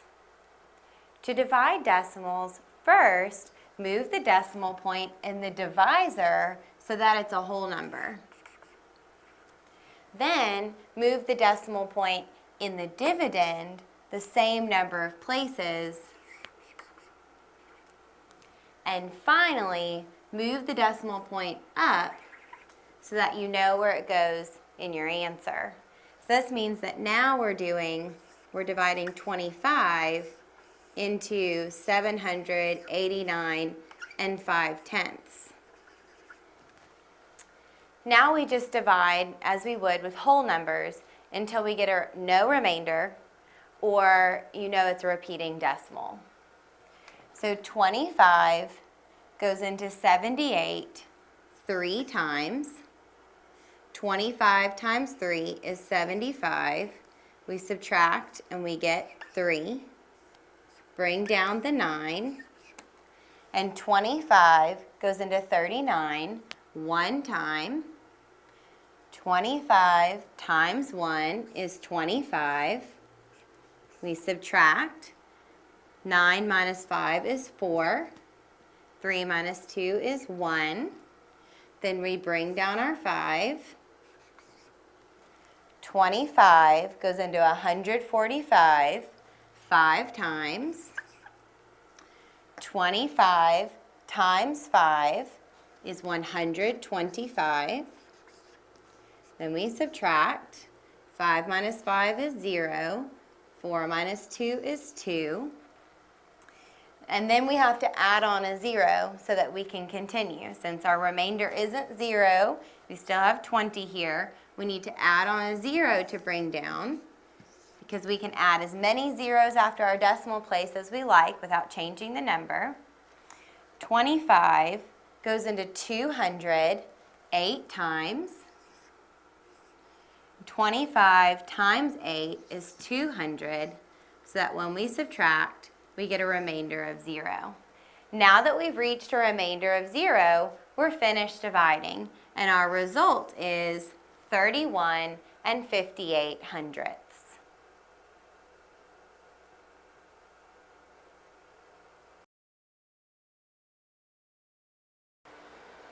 Graphing solutions to linear inequalities.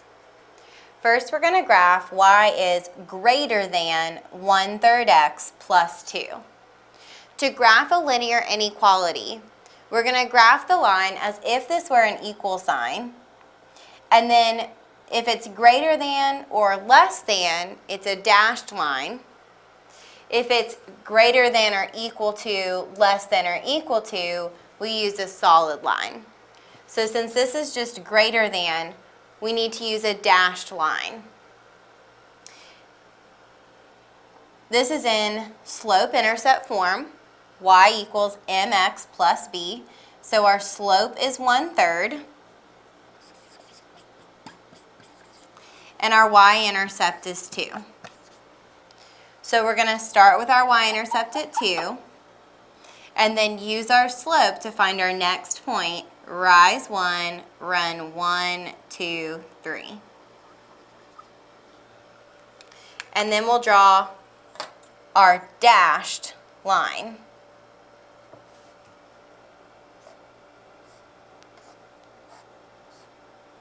Connecting our 2 points. The final thing we need to do to graph an inequality is to shade. But where do we shade? One way to figure this out is to pick a point on either side of the line and see if it satisfies your inequality. If it does, then that's the side you shade. If it doesn't, then you shade the opposite side. A good point to use is 0, 0 because it's pretty easy to solve for. So y is 0. Is 0 greater than, and then again we'd plug in 0 for x, 1/3 times 0 is 0, 0 plus 2 is 2. So is 0 greater than 2? No, it isn't. Which means since 0, 0 does not work, it is not a solution, then this is not the side we shade. So we shade the other side.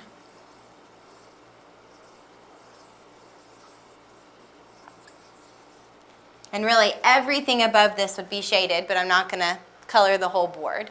So this would be your solution to this inequality.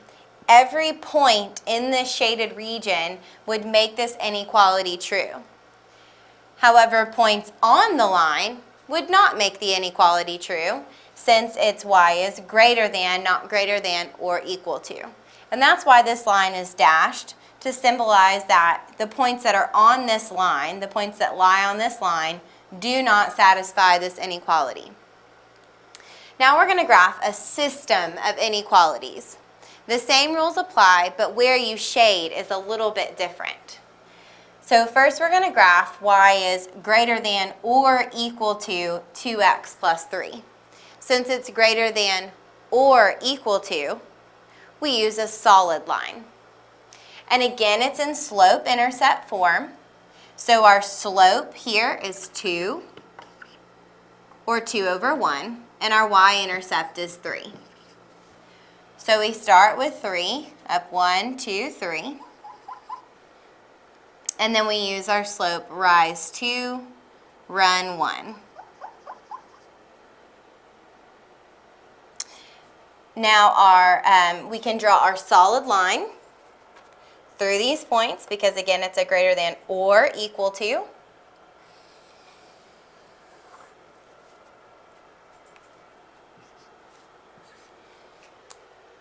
And there are a couple of different ways you can do the shading. One thing you could do is start by figuring out where you would shade for this line. So like again you could use that point 0, 0. 2 times 0 is 0, 0 plus 3 is 3. Is 0 greater than or equal to 3? No, it isn't. So for this line, we'd be shading on this side of the line. And we can put it like a little dot here just to remind ourselves. This is the side we'd be shading for this line. And then you can graph your other line and see where you'd shade for that one. Where they overlap is going to be the solution. And that's one way. And I'll show you another way when we're done graphing the other line. So this next line is y is less than negative 1/2 x minus 2. Less than, since it's not less than or equal to, that means we're going to be using a dashed line again. And again, it's in slope-intercept form, so our slope is negative 1/2 and our y-intercept is negative 2. So start with the y-intercept, negative 2, and then use your slope to find your next point. Rise 1, or actually we're going down 1 since it's a negative 1, and then over 2. And again, this is a dashed line because it's just less than, not less than or equal to. We're going to connect our points with our dashed line.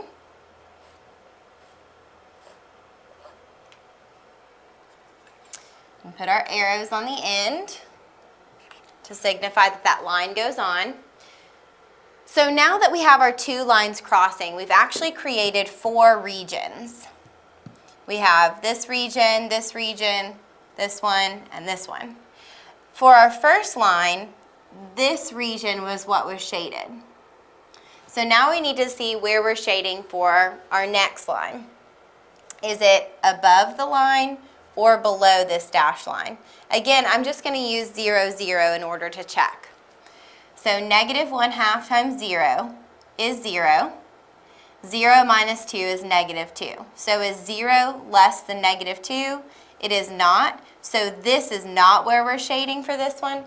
We're shading down here in this region. And so where the two shaded areas overlap would be right over here. This is your solution, since for this line we were shading on this side, and for this line we were shading on this side. So the two shaded areas that overlap is just this region right here. And another way you could figure this out is just to pick a point in all 4 of the regions. And if the point satisfies both equations, then that's where you shade. And if your point doesn't satisfy both equations, then we don't shade in that region.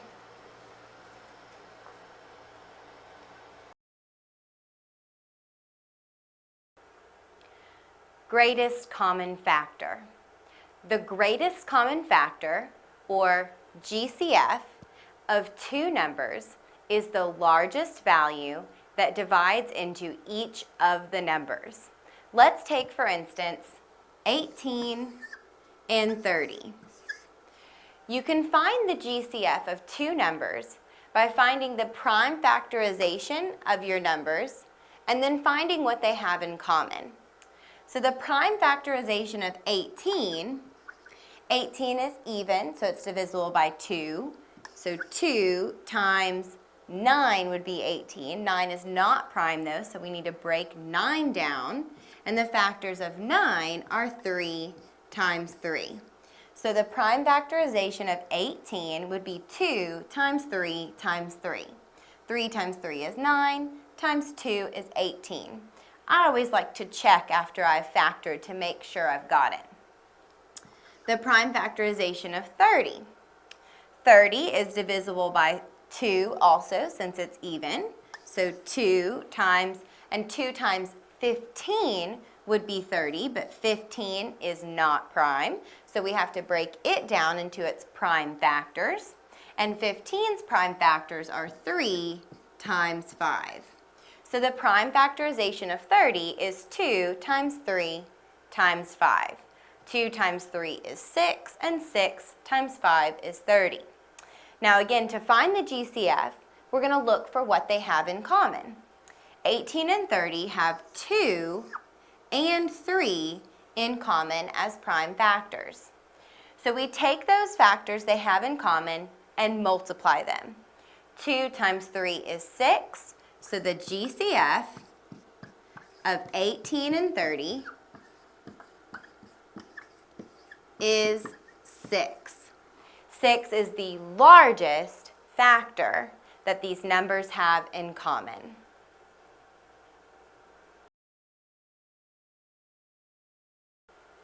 Least common multiple. The least common multiple or LCM, of two numbers is the smallest value divisible by both the numbers, or it's the smallest number that both of your numbers divide into evenly. The LCM can be found by finding the GCF, or greatest common factors, and the remaining factors. The LCM is the product of the GCF and those remaining factors. For example, if we wanted to find the LCM of 18 and 30, we would first need to factor them. 18 is 2 times 9. Since 9 is not prime, we would factor 9 to 3 times 3. 30 is also even, so we'll start with 2. 30 is 2 times 15. 15 is not prime, so we factor 15. 15 is 3 times 5. The GCF, or greatest common factor, is 2 times 3, or 6. So our least common multiple is the product of our GCF, 6, and the remaining factors. The remaining factors are 3 and 5. So 6 times 3 times 5. 6 times 5 is 30. 30 times 3 is 90. So the smallest number that 18 and 30 will both divide into evenly is 90.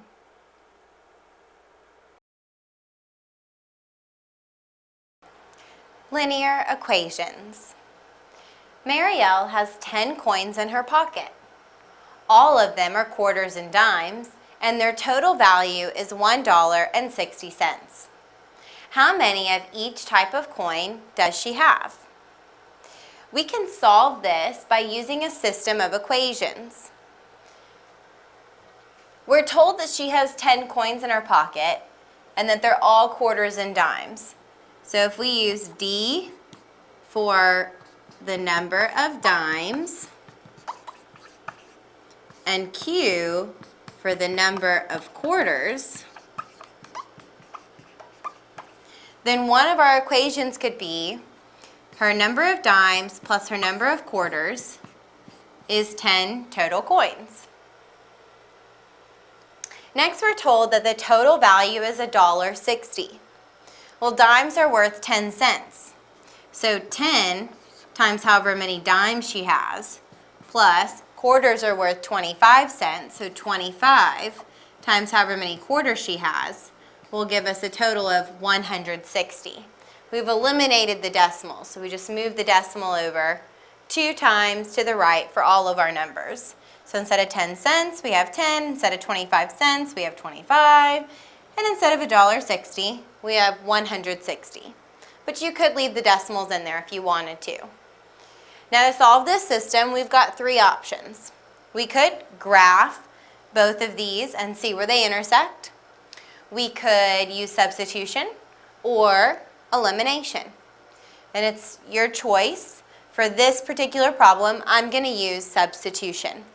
So I'm going to solve for D in my first equation so I can substitute it in my second equation. So D is equal to, and I have to subtract Q from both sides, so negative Q plus 10. To solve for D, subtract Q from both sides, and you get negative Q plus 10. So in my second equation, I'm going to use negative Q plus 10 to substitute for D. So we have 10 times the quantity instead of D, negative Q plus 10, plus 25Q is equal to 160. Now we can solve for Q. To do that, first we need to distribute.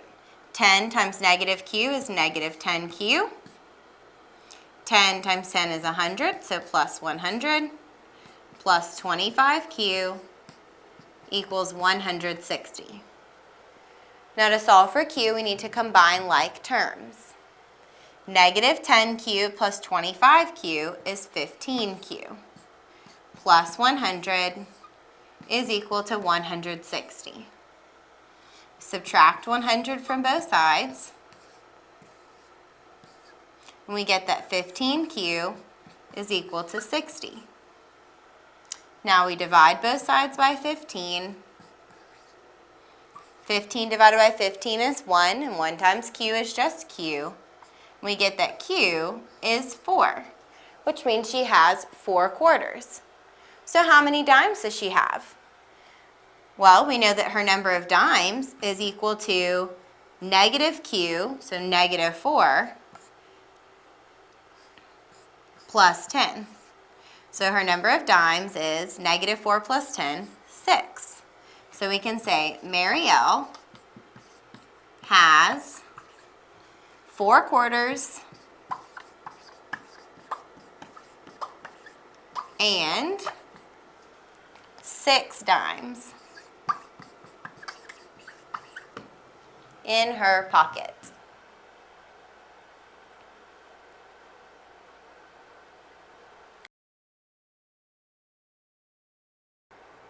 Measurements for similar triangles, example 1.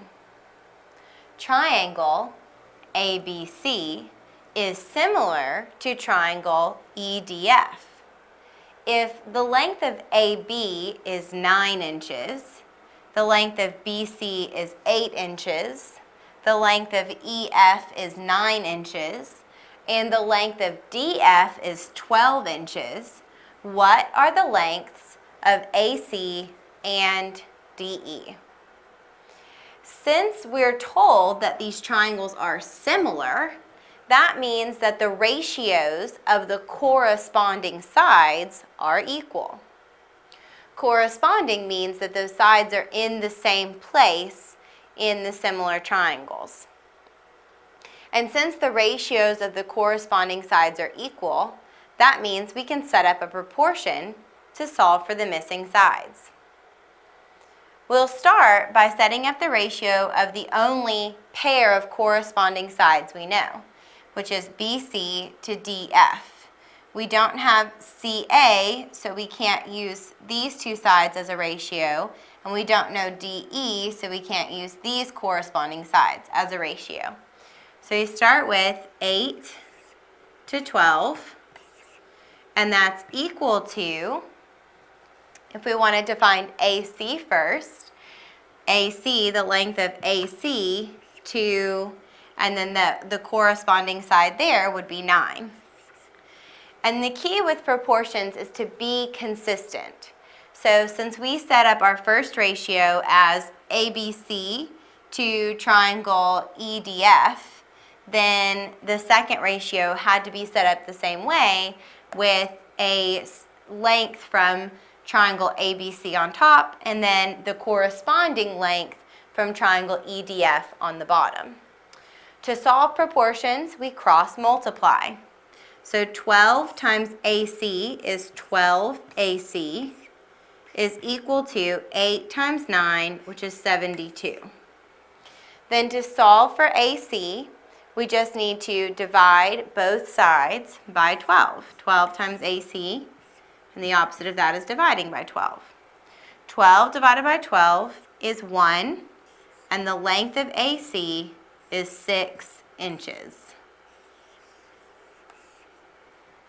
And we can do the same to find our other length that's missing, the length of DE. So again, we can set up a proportion using those two corresponding sides we know, so 8 to 12 is equal to, since we want to find the length of DE, AB corresponds to that. They're in the same spot. So the length of AB, which is 9, goes on top, and then the length of ED is the denominator. And to solve a proportion, we cross multiply. 8 times ED is 8 ED is equal to 9 times 12. 9 times 10 is 90. 9 times 2 is 18. 90 plus 18 is 108. And then to solve for the length of ED, we need to divide both sides by 8. Divided by 8 and divided by 8. 8 divided by 8 is 1, and the length of ED is 13 5/10 inches.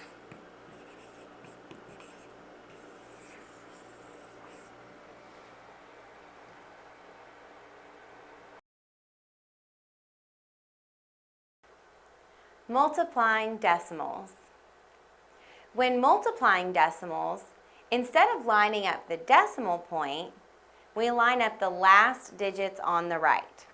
So if we were multiplying 4 23/100 times 9 75/1000, we'd want to line up our last digits. So 3 is the last digit in 4 23/100, and 5 is the last digit and 9 75/1000.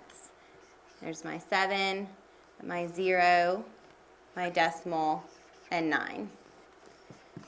Now we multiply just like we multiply whole numbers. So starting with 5, 5 times 3 is 15, carry the 1. 5 times 2 is 10, plus 1 is 11, carry the 1. 5 times 4 is 20, plus 1 is 21. And then I'll get rid of these. For our next number, now that we're multiplying times the 7, we need a 0 placeholder. 7 times 3 is 21. Write your 1, carry your 2. 7 times 2 is 14, plus 2 is 16. Write your 6, carry your 1.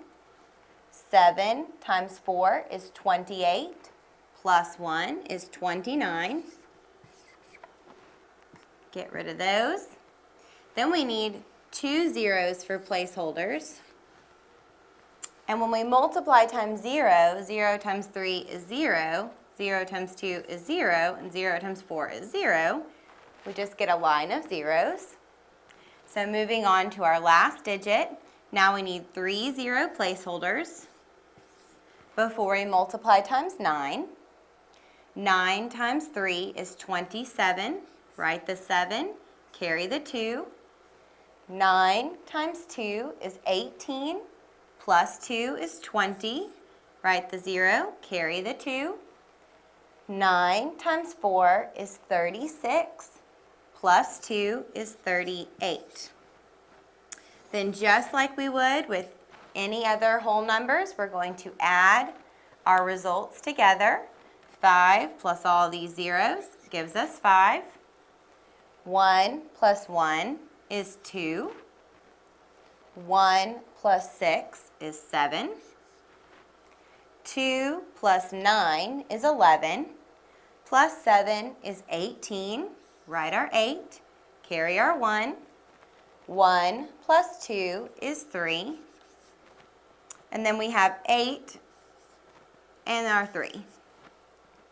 To determine where the decimal point goes when you've multiplied your decimals together, we're going to take how many numbers there were behind our decimal in our first number and how many numbers there were behind our decimal in our second number and add those together.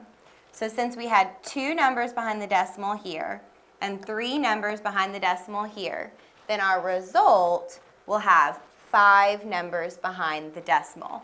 2 plus 3 is 5. 1, 2, 3, 4, 5.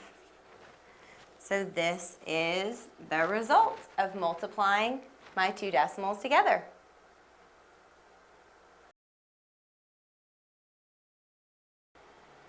Ordering decimals. When ordering decimals, place value is very important. We're going to begin by looking at the numbers to the left of the decimal. So if we look at our numbers, to the left of the decimal, if we're ordering these numbers from least to greatest, then the smallest number to the left of our decimal is this whole number, -3. -3 is the smallest whole number out of our whole set. So -3 and 68 hundredths would be our first decimal, least to greatest. So we're going to look for our next biggest, which means we're still looking at our whole numbers. So again, looking at our whole numbers, the next whole number, the next biggest, would be 56 thousandths, because the whole number 0 is greater than -3, but it's smaller than these whole numbers 2 and 3. So our next number would be 56 thousandths. So again, we're going to look for the next greatest whole number. So looking at our whole numbers again, 3, 3, 2, and 2, 2 is going to be our next number. 2 is smaller than 3. But we have 2 of them. We have 2 numbers with the whole number 2 in front. So we've got to move to our next place, our 10th place, and look at the 10th place to see which of our numbers would be the next in our line from least to greatest. So looking at the 10th place, this number, 2 and 2,344 10,000ths, has a smaller number in the 10th place than our other decimal does. So since we're ordering from least to greatest, this number would be next.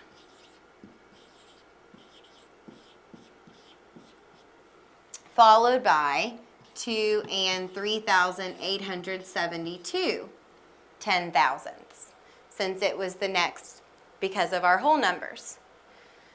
So we're done with our 2's, moving on to our next whole number. These 2 are the last ones I have, and again, they have that same whole number. So then we'd move to the 10th place to compare our 10th place and see which one is smaller. Looking at our 10th place, again, they have the same number. So still we don't know which one's going to come next. So we move on then and look at the 100th place. Looking at the 100th place, they're still the same. So right now we still can't tell which one's bigger, which one's smaller. So we move one more place over to the 1000th place. Looking at the 1000th place for this number, we have a 2 in the 1000th place. But looking at 3 and 57 hundredths, there is no number in the 1000th place. When you're missing a number after your decimal, it's always 0. In fact, you could fill in as many zeros after each one of these numbers as you wanted to. It doesn't change your number. So since this number has a 0 in the 1000th place, and this decimal has a 2 in the 1000th place, that means this number is smaller, so it'd be our next number in the series. So 3 and 57 hundredths, followed finally by 3 and 572 thousandths. So when you're ordering decimals, start by looking at your whole number and ordering that from least to greatest. If your whole numbers are the same, like they were here, then look at the 10th place and see which one is smaller in your 10th place. If, like in these numbers, you have the same whole number, the same number in the 10th place, then you move to the hundredths. If those are the same, you move to the thousandths, and so on until you find the numbers from least to greatest.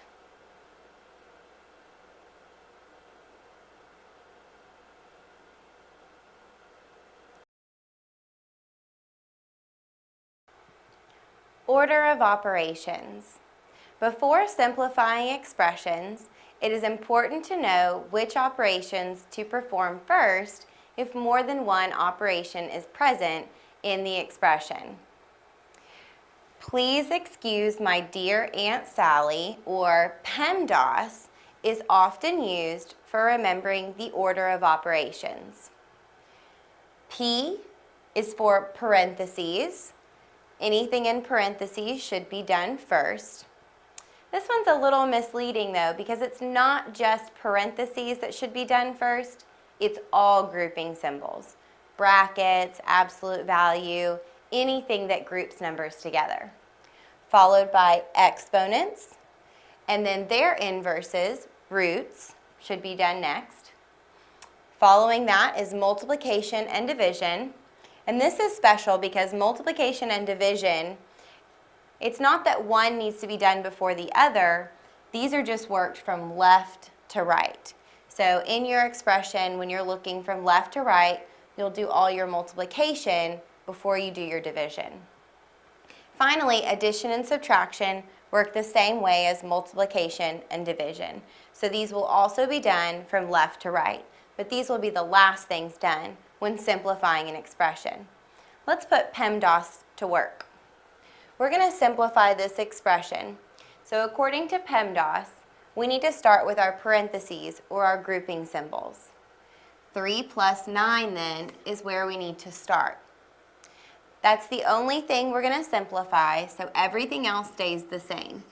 2 plus 5 minus 3 plus 9 is 12 divided by 2 squared. We're done with our parentheses or grouping symbols, so next up is exponents. And we have an exponent right here at the end, so 2 squared will be the next thing we simplify. 2 plus 5 minus 12 divided by 2 squared means 2 times itself 2 times, which is 4. Then we have our multiplication and division from left to right. So as I look from left to right, all I have is this one division operation to perform. So that'll be the next thing we do. 2 plus 5 minus 12 divided by 4 is 3. Finally, we get to our addition and subtraction. Again, these are worked from left to right. So 2 plus 5 is 7. Bring down our minus 3. And 7 minus 3 is 4. So this expression, simplified, would give you 4. Now let's see what happens if we ignore the order of operations and just work from left to right. If we were just working from left to right, we would start with 2 plus 5, which would give us 7, minus 3 plus 9 divided by 2 squared. Then we would do our 3 plus 9, so we'd have 7 minus 12 divided by 2 squared. 7 minus 12 would give us negative 5, since we can add the inverse. 7 plus negative 12, negative 5, divided by 2 squared.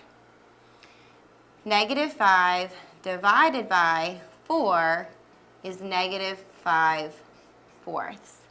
So as you can see, if we ignore the order of operations, we get a completely different answer, which is why it's very important to make sure you're always going in the correct order whenever you solve or simplify an expression.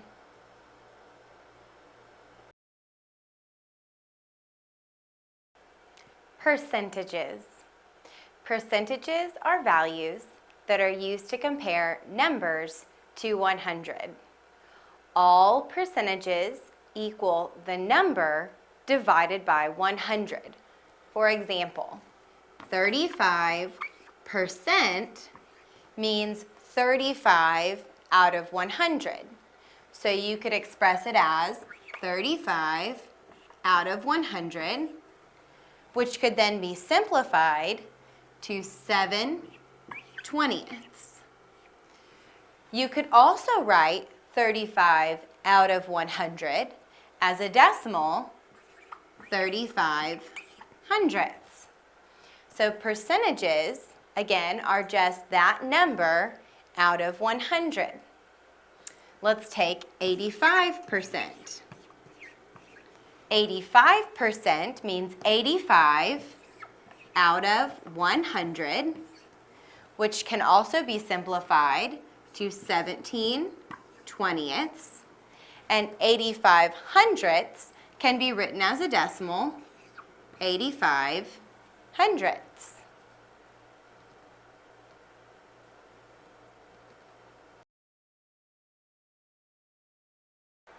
Proportions. A proportion is a ratio equal to a ratio, or a fraction equal to a fraction. You've actually been using proportions for a long time.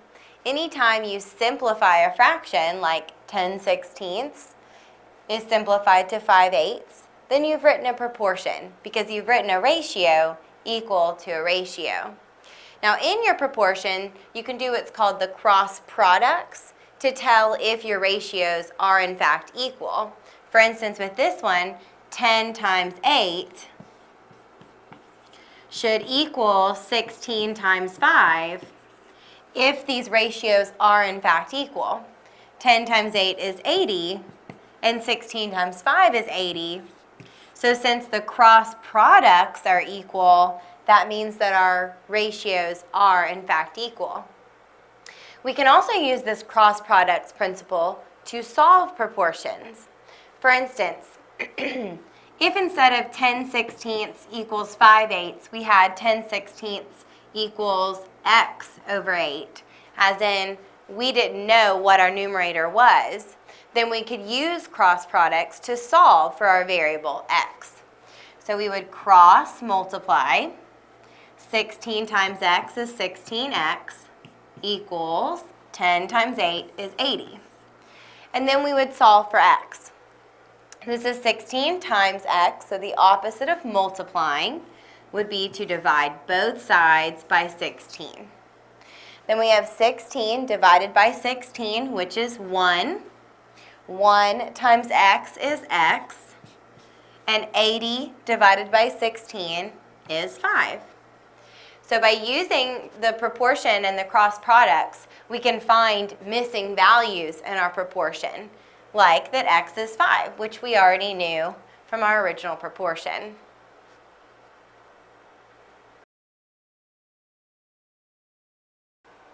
Proportions and percents. Proportions can be very helpful in solving problems dealing with percents. Let's look at this problem. Suppose a pair of shoes is on sale for 20% off of the original price. If the original price is $85, how much money will you save? Keep in mind that a percent is a part out of a whole. And that whole is 100 when you're dealing with a percent. So 20% off, that would be 20 out of 100. And now we've set up our first ratio. And the key with proportions is to be consistent with your ratios. So since our first ratio is the part out of the whole, then our second ratio also needs to be the part out of the whole. The whole in this case being your price. That's the total cost, so that's your whole. That's your denominator, 85. And then the how much money you save is going to be your part, because you're only going to save part of the whole. And since that's what we're trying to find, how much money will you save, that's going to be our variable. So we can just use an x or anything. And then to solve our proportion, we're going to cross multiply. So we cross multiply 100 times x, which is 100x, is equal to 20 times 85. 2 times 85 is 170, and then we add a 0 for the 20, so 1700. Then to solve for x, we have 100 times x, and the opposite of multiplying is dividing. So we divide both sides by 100. 100 divided by 100 is 1 times x is x. Cancel our two zeros. 17 divided by 1 is 17.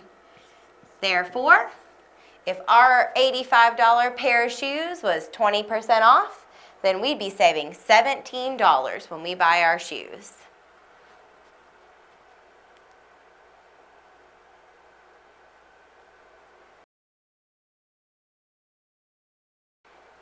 Proportions in the real world. Proportions can be very helpful in solving many real-world problems. Just be sure that when you set up your proportion, you're consistent in both your ratios. Let's look at this problem. Suppose Hannah makes $10 per hour pulling weeds for a neighbor. How much money would she make if she were to work for 12 hours? So what we're trying to determine is how much money she would make if she worked in 12 hours. And the information we already have is that she's going to make $10 just by working 1 hour, $10 per hour. So we could set up a proportion with the amount of money she makes divided by the time or the hours spent working. So again, we know that she makes $10 in 1 hour. So as we set up our proportion, again, it's very important to be consistent. So if our first ratio, we're going to put dollars per hour, then our other ratio needs to also be set up as dollars per hour. And since the money is what we don't know, how much money would she earn, we don't know the dollars, so there we can put a variable, divided by, and then in 12 hours, so that's our time. So with both ratios, we've put our money divided by the time. Now that we've set up our proportion, we can solve it by using cross products or just by cross multiplying. So we're going to multiply 1 times x, which is just x, equals 10 times 12, 120. Therefore, she would make $120 by working 12 hours.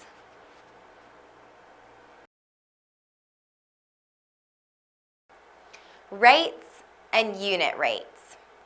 Ratios are considered rates when they compare two different units, like miles per hour or cost per ounce. A unit rate is one in which the numerator of the fraction is compared to a denominator of 1 unit. That way you can tell, for instance, like how much just 1 ounce of something costs. And you'll see unit rates a lot at the grocery store under or next to the price of an item. It'll tell you how much that item costs for every 1 ounce or for every one thing in the package. So let's look at a problem dealing with rates and unit rates. Dave is driving 240 miles to his aunt and uncle's house. If he gets there in 4 hours, how many, and here's the key right here in the question, how many miles per hour did he drive on average? In that question, they're telling you how to set up the problem. They're telling you to put miles over hours. So we're going to start with that.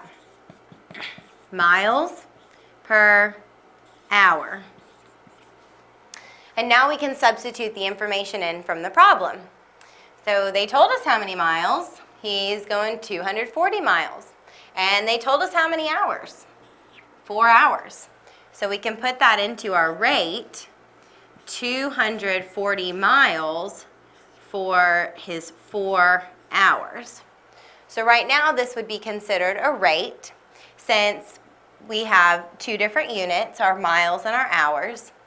But to determine our unit rate or to figure out his average, we would need to divide or simplify our rate to find our unit rate. So if we want to have a denominator of 1, then we're going to have to divide 4 by 4 to get our 1. And if we divide our denominator by 4, then we must also divide our numerator by 4. 240 divided by 4 is 60. So again, this is miles per hour. So what this unit rate tells us is that on average, he was going 60 miles for every 1 hour. So your answer could be written as 60 miles per hour is how fast Dave was going on average.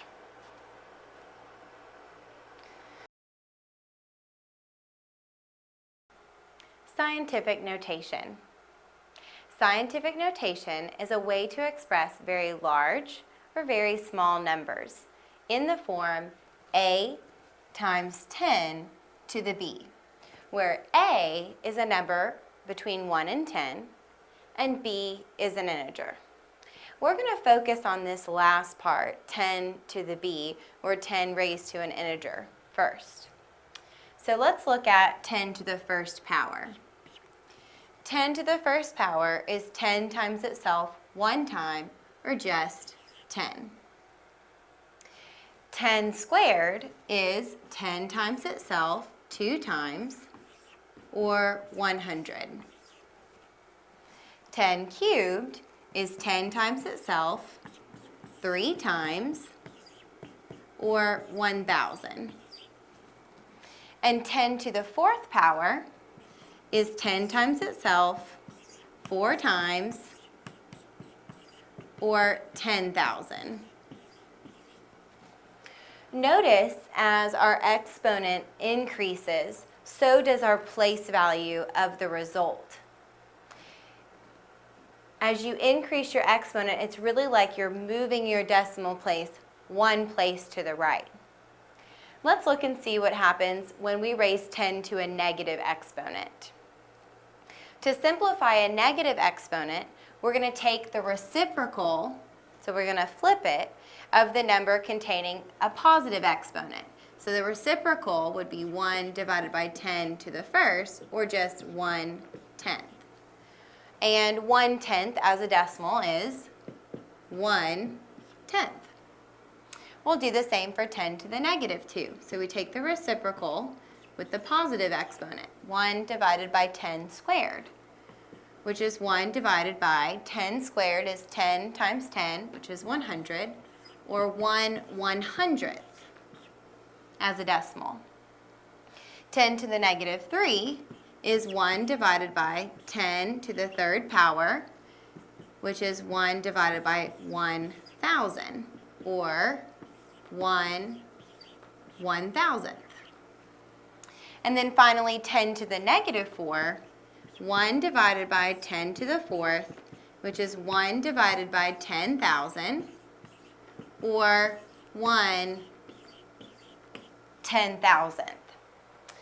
And so we looked at this because with scientific notation, we would take a number like 3 times 10 to the 2nd power. And what 3 times 10 to the 2nd power is really 3 times 10 squared, which is 100. 3 times 100 is 300. Or what you can do is, since it's times 10 to the 2nd power, you can take the decimal on 3 and just move it 2 places to the right, since we saw that's what happened with our 10s raised to the different exponents. We just moved the decimal 1 place to the right as our exponent increased. So we can take our decimal on 3, which if you can't find one, it's at the end of the number, and move it 2 places to the right to get the answer 300. 3 times 10 to the 2nd power would be 300. Let's look at a number raised to a negative exponent, like 4 times 10 to the negative 3rd power. So here, when we had 10 to the negative 1st, 10 to the negative 2nd, etc., notice that as our exponents were decreasing, also our values were decreasing by one decimal place each time. Our numbers got smaller and smaller and smaller. Our decimal was moved 1 place to the left each time. So we're going to do the same thing with 4 times 10 to the negative 3rd. It would be 4 times, and 10 to the negative 3rd we saw was this 1/1000th. So it's like 4 times 1/1000th, which is 4 times 1/1000th, which is 4/1000ths. And the other way to do this is just to take that to the negative 3, take that power, and this negative 3rd power just means to move your decimal 3 places to the left. So we would take our 4, and our decimal is behind it, and just move it 1, 2, 3 places to the left, which is the same result we got by doing it the other way.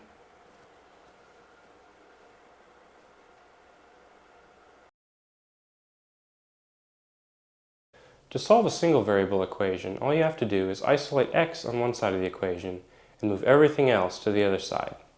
And you do that by performing the same operations on each side of the equals sign. In this example here, we're going to have to use multiplication and division to isolate x. So the first thing we want to do in solving this problem is to rewrite it in a simplified form. Because what we have is 3x times 12 divided by 5 equals 2x times 15x divided by 20. So let's simplify this a little bit. We have 3x times 12, which is 36x, divided by 5, and that's equal to 2x times 15x, which is 30x, divided by 20. I'm sorry, 30x squared. So the first thing we want to do is get x all by itself on one side. So we'll divide both sides of the equal sign by x.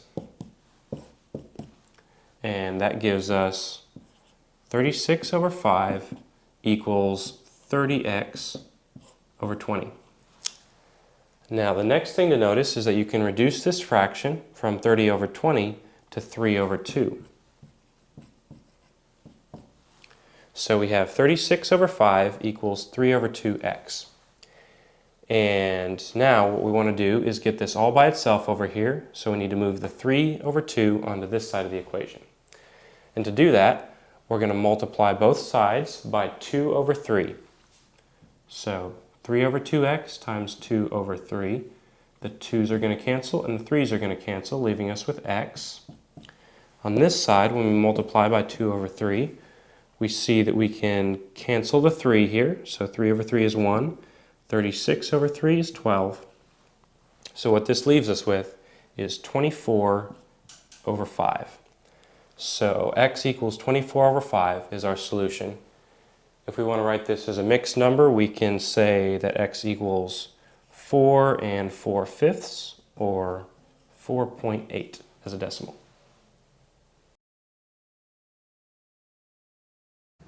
If you have an equation where the variable you're solving for is inside of an absolute value, you're going to end up with two solutions.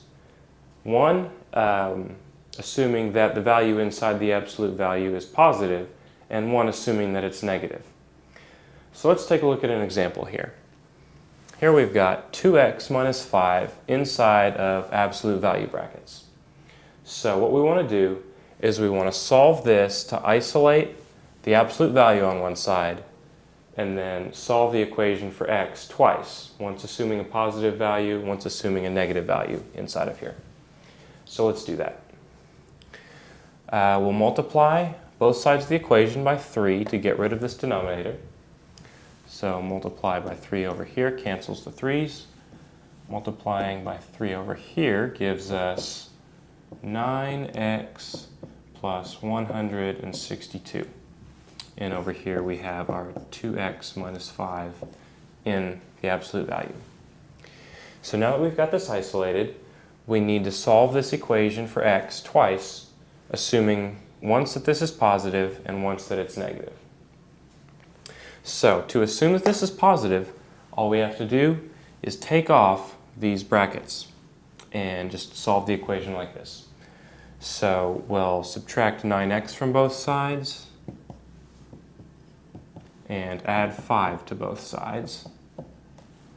And that gives us negative 7x equals 167. And this is solved as x equals negative 167 over 7. Now, we also have to solve for the case where this absolute value is negative. So to do that, what we're going to do is we'll take what was inside the brackets and make it negative by adding a negative sign in front of the brackets. And so now we'll solve this equation for x. So if you distribute this negative sign through, what we have is negative 2x plus 5. So what we're going to do is subtract 9x from both sides and subtract 5 from both sides. So what that gives us is negative 11x equals 157. So if we solve this now, what we get is x equals negative 157 over 11.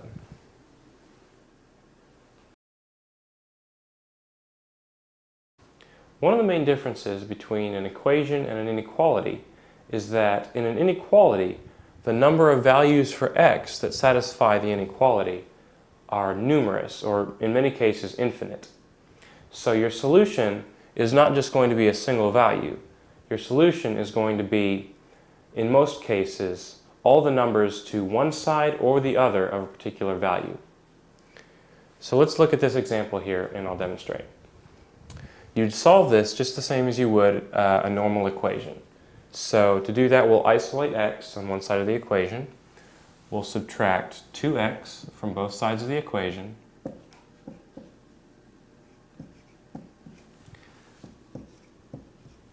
And that will allow us to cancel that one and leave us with just an x here. So let's rewrite what we have. We have x plus 16 is less than or equal to -4. Now, once again, we can treat this like a normal equation and subtract 16 from both sides to get x all by itself over here on the left. So we'll subtract 16 from both sides, and that allows us to cancel these 16s, and what that gives us is x is less than or equal to -20. So what this tells us is that any value of x that is less than -20 will satisfy this original equation up here. So you can check yourself by substituting in a value for x that's less than or equal to -20. So let's pick -21. That's close to the number here, so it should wind up with two numbers on each side of this inequality being close to one another, but with this side being less than the other. So let's plug in -21. That gives us 3 times -21 plus 16 is less than or equal to 2 times -21 minus 4. So we'll multiply this through, we get -63 plus 16 is less than or equal to -42 minus 4. And now we can just add these together. We get -47 is less than or equal to -46. So yeah, that's very close, but -47 is less than -46. So we know that we've got the right side of this equation. X is less than or equal to -20.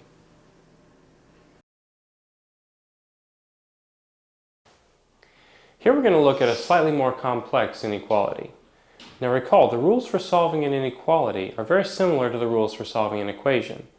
You can manipulate the inequality by performing operations so long as you perform the same operations to both sides of the inequality. There is, however, one additional provision for inequalities. If you multiply or divide both sides of the inequality by a negative number, you have to reverse the sign on the inequality. So for instance, if I were to multiply both sides of this inequality by -1, I would have to change this less than sign to a greater than sign. So let's keep that in mind as we solve this. Now the first thing we want to do here is eliminate the denominator on this fraction so that we can just have whole numbers and whole number coefficients. So what we're going to do is simplify the denominator and then multiply everything through by the denominator. So what we have here is 8 minus 12, which is equivalent to -4. So we need to multiply each term in this inequality by -4. Now we can multiply, if we multiply this fraction by -4, we just eliminate the denominator. So what we're left with is 5x plus 2. Multiply 3x by -4 and we get -12x. So minus 12x. And we multiply 10x by -4 and we get -40x. We multiply -1 by -4 and we get a +4. Now note that we multiplied by a negative number, so we have to reverse the sign on the inequality. So this is now going to become a greater than sign. Now all we have to do is isolate the x on one side of the equation and solve for it. So we need to add 40x to both sides, and that'll eliminate x from the right side, and we'll subtract 2 from both sides. So that will get rid of the 2's and get rid of the 40x's. So now we just need to combine our x's. We have 5 minus 12 plus 40, which is going to be 33x, which is greater than 4 minus 2 is 2. So we know that x is greater than 2 over 33. And so that is going to be our solution to this inequality.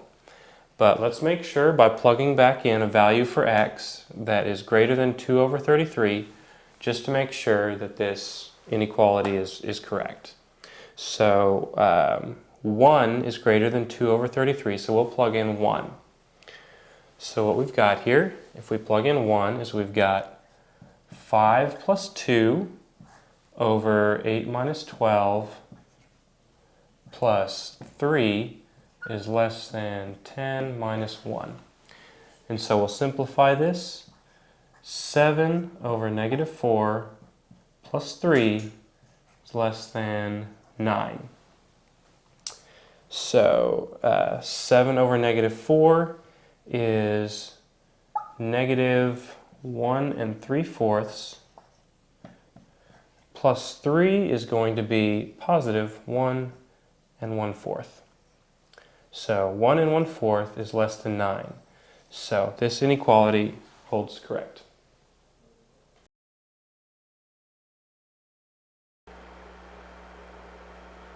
When dealing with probability, we have theoretical probability and experimental probability. So right here we have the data from 3 games of football. And so the quarterback's completed this many passes out of this many passes attempted. But it's also said that there's probability of this quarterback completing 60 passes out of every 100 attempts. So if we're to look at the probability here, so I'll label that as P, the probability of completion, we have to take a look at the theoretical number of completions and put that over the total pass attempts. And so in this case it's 60 over 100, which translates to 64%. So this is the theoretical probability. But right here we have this data right here from 3 games. And so here, if we're to take a look at this probability, we're going to do the same thing. We're going to take the number of completions and put it over the total pass attempts. And so in this case, we have 51 completions over 67 pass attempts, which translates to 0.76, which translates to 76%. So if you notice here, these 2 percentages are a lot different. And that's the difference here between theoretical probability and experimental probability. Theoretical probability is calculated by just looking at the odds of what's going to happen. So somebody could examine this quarterback's throwing ability, look at his opponents, and say, okay, the theoretical probability here is that he'll complete 60% of his passes. But then when it's all said and done, we have experimental probability, which is what he actually did, which is a 76% chance. Another example of this would be, say, rolling a die, for example. So say you're looking at flipping a coin. And so the probability of landing on heads when flipping a coin is 1/2. So say you flip a coin 6 times. And so 4 times it lands on heads, and twice it lands on tails. And so really, these should be even. Really, for there to be a 50% chance of landing on heads, then you should have landed on heads 3 times, and the coin should have landed on tails 3 times. So this is, right here, the theoretical probability. Because when you flip a coin, there's a 50-50 chance of what it'll land on. There's a 50% chance it'll land on heads and a 50% chance it lands on tails. So if you were to flip a coin 6 times, the theoretical probability is that it would land on heads 3 times and tails on 3 times. But right here we have the experimental probability, and this is what actually happened. So that's the difference between theoretical and experimental probability.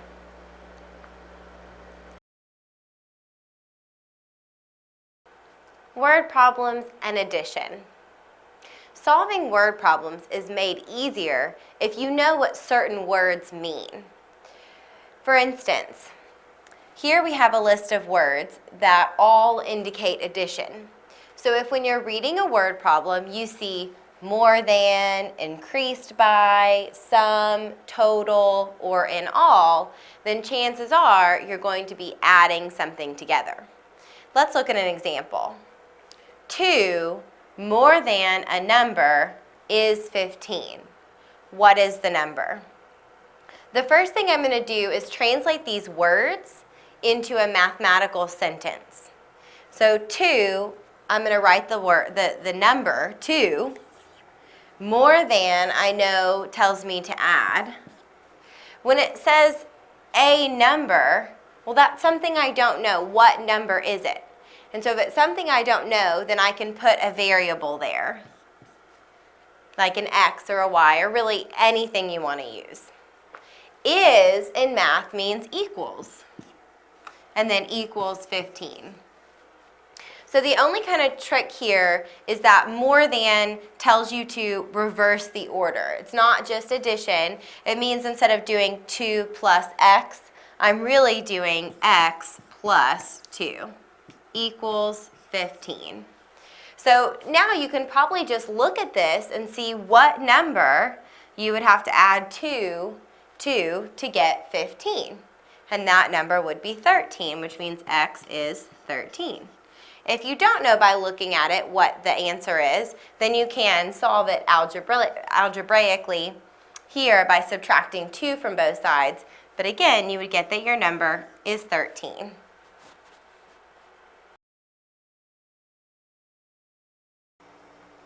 Word problems and division. Here we have a list of some words that indicate division.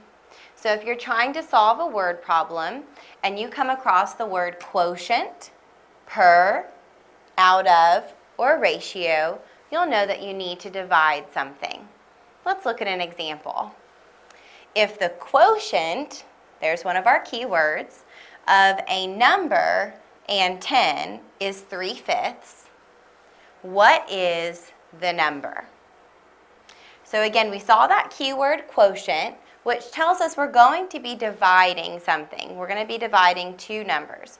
And those numbers we're dividing are a number and 10. And they must be divided in that order. So when we write our division problem, we could write it as x divided by 10, or we could write it as x divided by 10.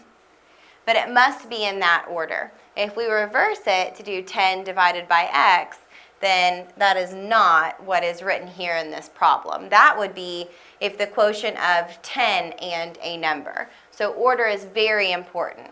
Since it was written if the quotient of a number and 10, then we must have that number first divided by 10. And you'll see here that I put x, and I put an x because we don't know that number. It just said a number. So when we don't know a number, we use a variable in place of that. Let's finish the sentence. If the quotient of a number and 10 is 3/5, is equals 3/5. Now, since I chose to write it this way, x divided by 10 equals 3 divided by 5, it looks like a proportion, and that's because it is one. All a proportion is a ratio equal to a ratio, and that's what I have here. So to solve this proportion, we're going to cross multiply. X times 5 is 5x, and that's equal to 3 times 10, which is 30. And now we need to solve for x. This is 5 times x, and the opposite of multiplying is dividing. So we divide both sides by 5. 5 divided by 5 is 1. 1 times x is x, and that equals 30 divided by 5, which is 6. So the quotient of 6 and 10 is 3/5. And that's true. 6/10 does simplify to be 3/5.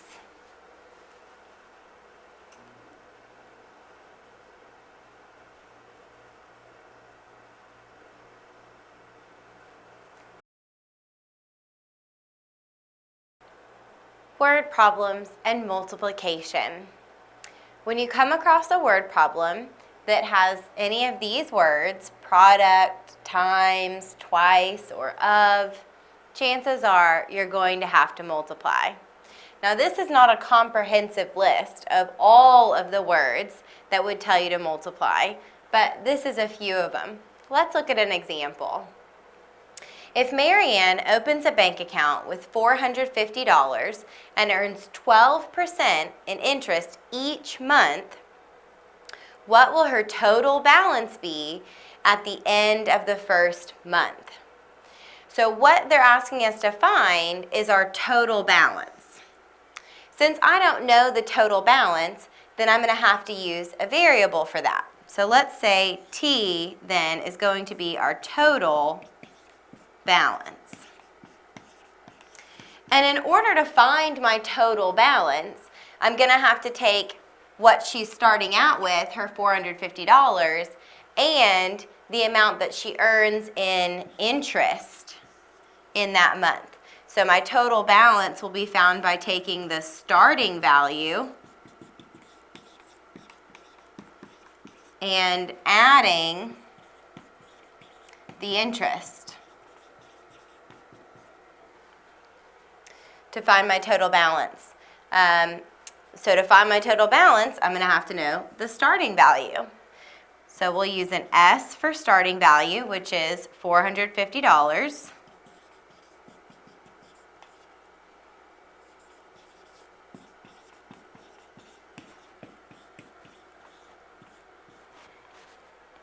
And I also have to know my interest. So we'll use I for interest. And interest is going to be found by doing 12% of the amount of money she has in her account. So we're going to do 12% of $450. Okay, so to find my total balance, I'm going to have to take my starting value and add my interest to that. And my starting value is $450. So my total balance is going to be $450 plus my interest. And my interest, we said, was 12% of $450. And there's one of those words that means multiplication. So in order to find my interest, I'm going to have to do 12% times 450. But first we're going to change our percent to a decimal. So we move our decimal 2 places to the left. So we get 12 hundredths times 450 as our interest. And 12 hundredths times 450 is 54. So our amount of interest that we earned in that month was $54. Therefore, our total amount is $450 plus $54. And then we just add those two amounts together. Therefore, our total amount is $504. And that's how much money we have after 1 month.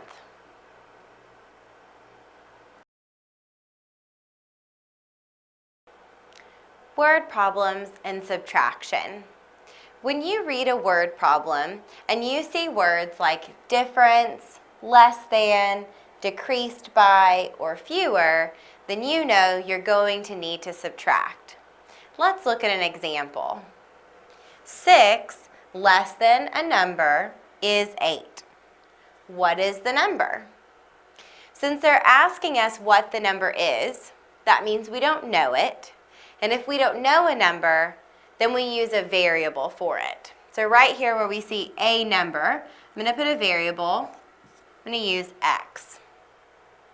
This phrase less than tells us that we need to subtract. So we have 6. We're subtracting. We've got a number. Is an equal sign 8. But less than is a tricky phrase. It does mean to subtract. But again, you have to reverse the order of the things you're subtracting. Like if I said, I have $5 less than Jimmy has. That means that Jimmy has more money than I do. So I'd have to do Jimmy's money minus $5 in order to find out how much money I had. So 6 less than x is going to be x minus 6 is equal to 8. So what number would I subtract 6 from to get 8? That number is 14, so that means x is 14. Now, if you didn't know that the number was 14, then you could solve this algebraically by adding 6 to both sides. So you'd have, again, x equals 14 because 8 plus 6 is 14.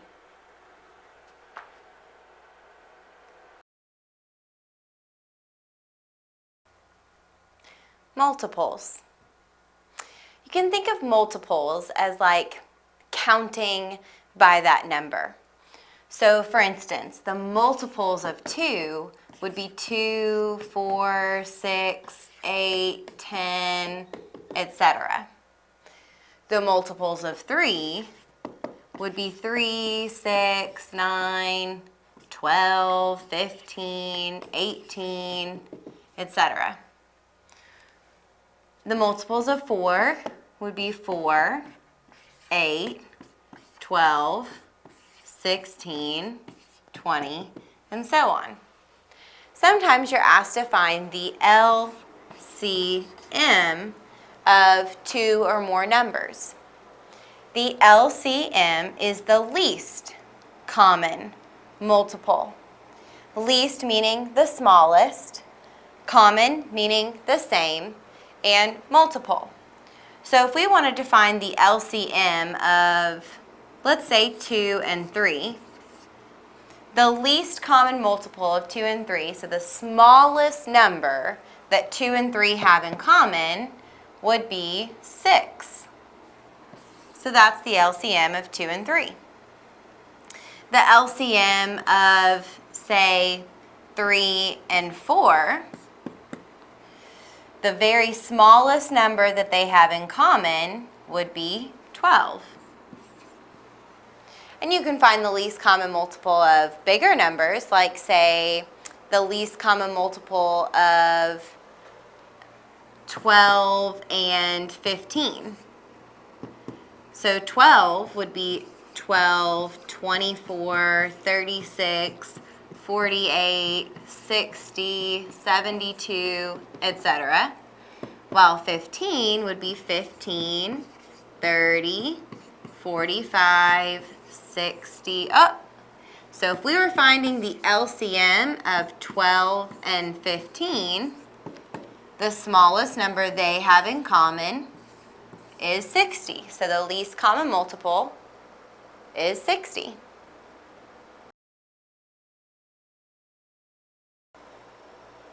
Multiplying and dividing fractions.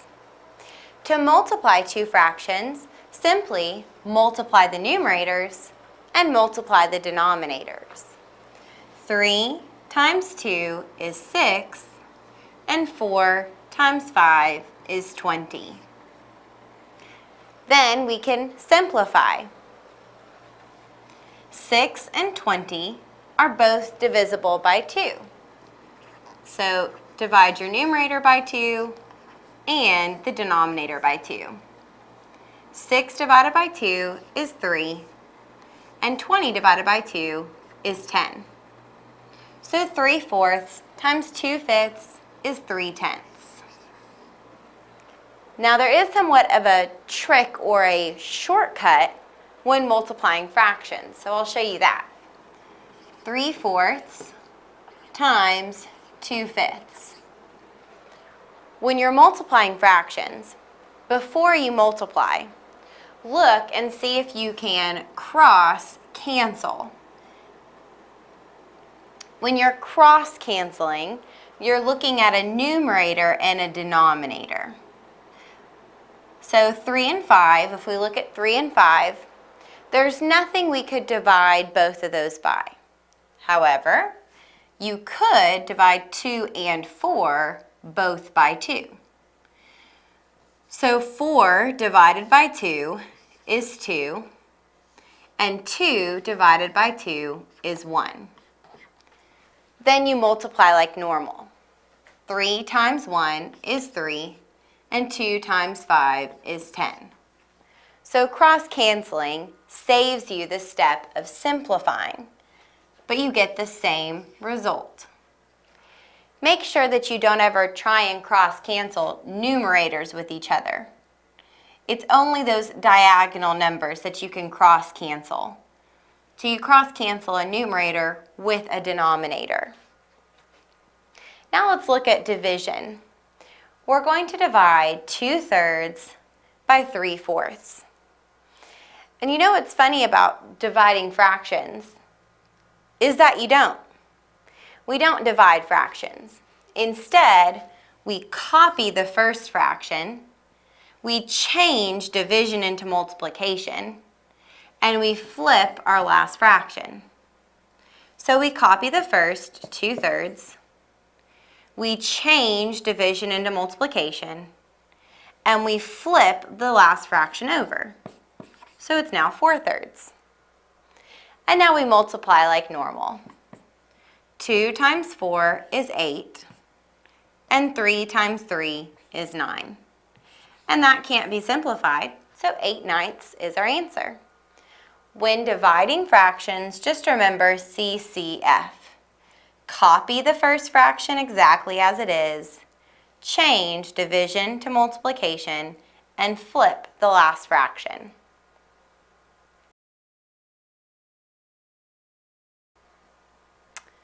Proper and improper fractions and mixed numbers. A proper fraction is a fraction where the numerator is smaller than the denominator. For example, 2/3 or 1/5 or 3/7, etc. Improper fractions are where the numerator is larger or greater than the denominator. For example, 5/3 or 8/5 or 9/4. Improper fractions are greater than 1, while proper fractions are less than 1. A mixed number is a number that contains both an integer and a fraction, like 2 and 3/8 is a mixed number. And you can go back and forth between improper fractions and mixed numbers. For example, if we wanted to change 5/3 into a mixed number, 5/3 is equal to 3/3 plus 2/3. 3 plus 2 is 5, so 5/3. Well, 3/3 is just 1 plus 2/3, which is 1 2/3. Let's look at one more. How about 9/4? 9/4 is equal to 4/4 plus, well, actually, it's 8/4 plus 1/4. And 8 divided by 4 is 2 plus 1/4. So that's 2 1/4. So as you can see, both of our improper fractions are bigger than 1. But we can also take our mixed number and change that back into an improper fraction. So let's look at 2 3/8. 2 is 16/8. 16 divided by 8 is 2, plus 3/8. We have common denominators, so just add the numerators. 16 plus 3 is 19. So 2 3/8 would be 19/8 as an improper fraction.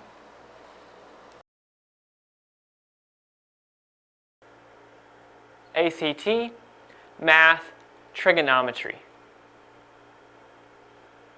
The general equation for a circle is the quantity of x minus h squared plus the quantity of y minus k squared equals r squared. So here, h and k are the coordinates for the center of the circle on a coordinate plane. And then r is the radius of the circle. Now, we have something called unit circle, which has a radius of 1, and the center is at the origin. And the origin is where the x-axis meets the y-axis, which is right there, in the center of the coordinate plane. And so the coordinates for the origin is 0, 0, because it's at point 0 on the x-axis and point 0 on the y-axis. And so if we were to plug the numbers 0 and 0 into into h and k, then we would be able to simplify this equation. And then also the radius is 1, so we can plug that in to r right there. So we can go ahead and simplify this equation to get this right here, because since h and k are 0, we can take those out of the way, and then we just plug 1 into r, we square it, and we still have 1. So this is the equation for a unit circle. Now, we have something called standard position, which is the position of an angle of measure, blank, whose vertex is at the origin.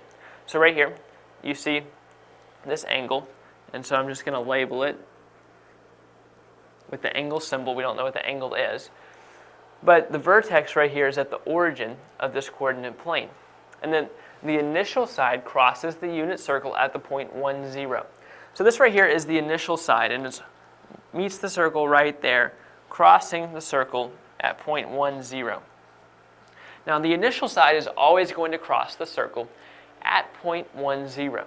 And the reason that it's always going to cross it at point 1, 0 is because the initial side always has to be on the x-axis of the coordinate plane. And so in order to do that, it must be on the y-axis at point 0. And then the terminal side, which is the other side, this side right here, this is the terminal side, it crosses the unit circle at some other point. And so we label that point AB. So it meets it right there, and we label that AB. Now there's a few things we can conclude from this setup.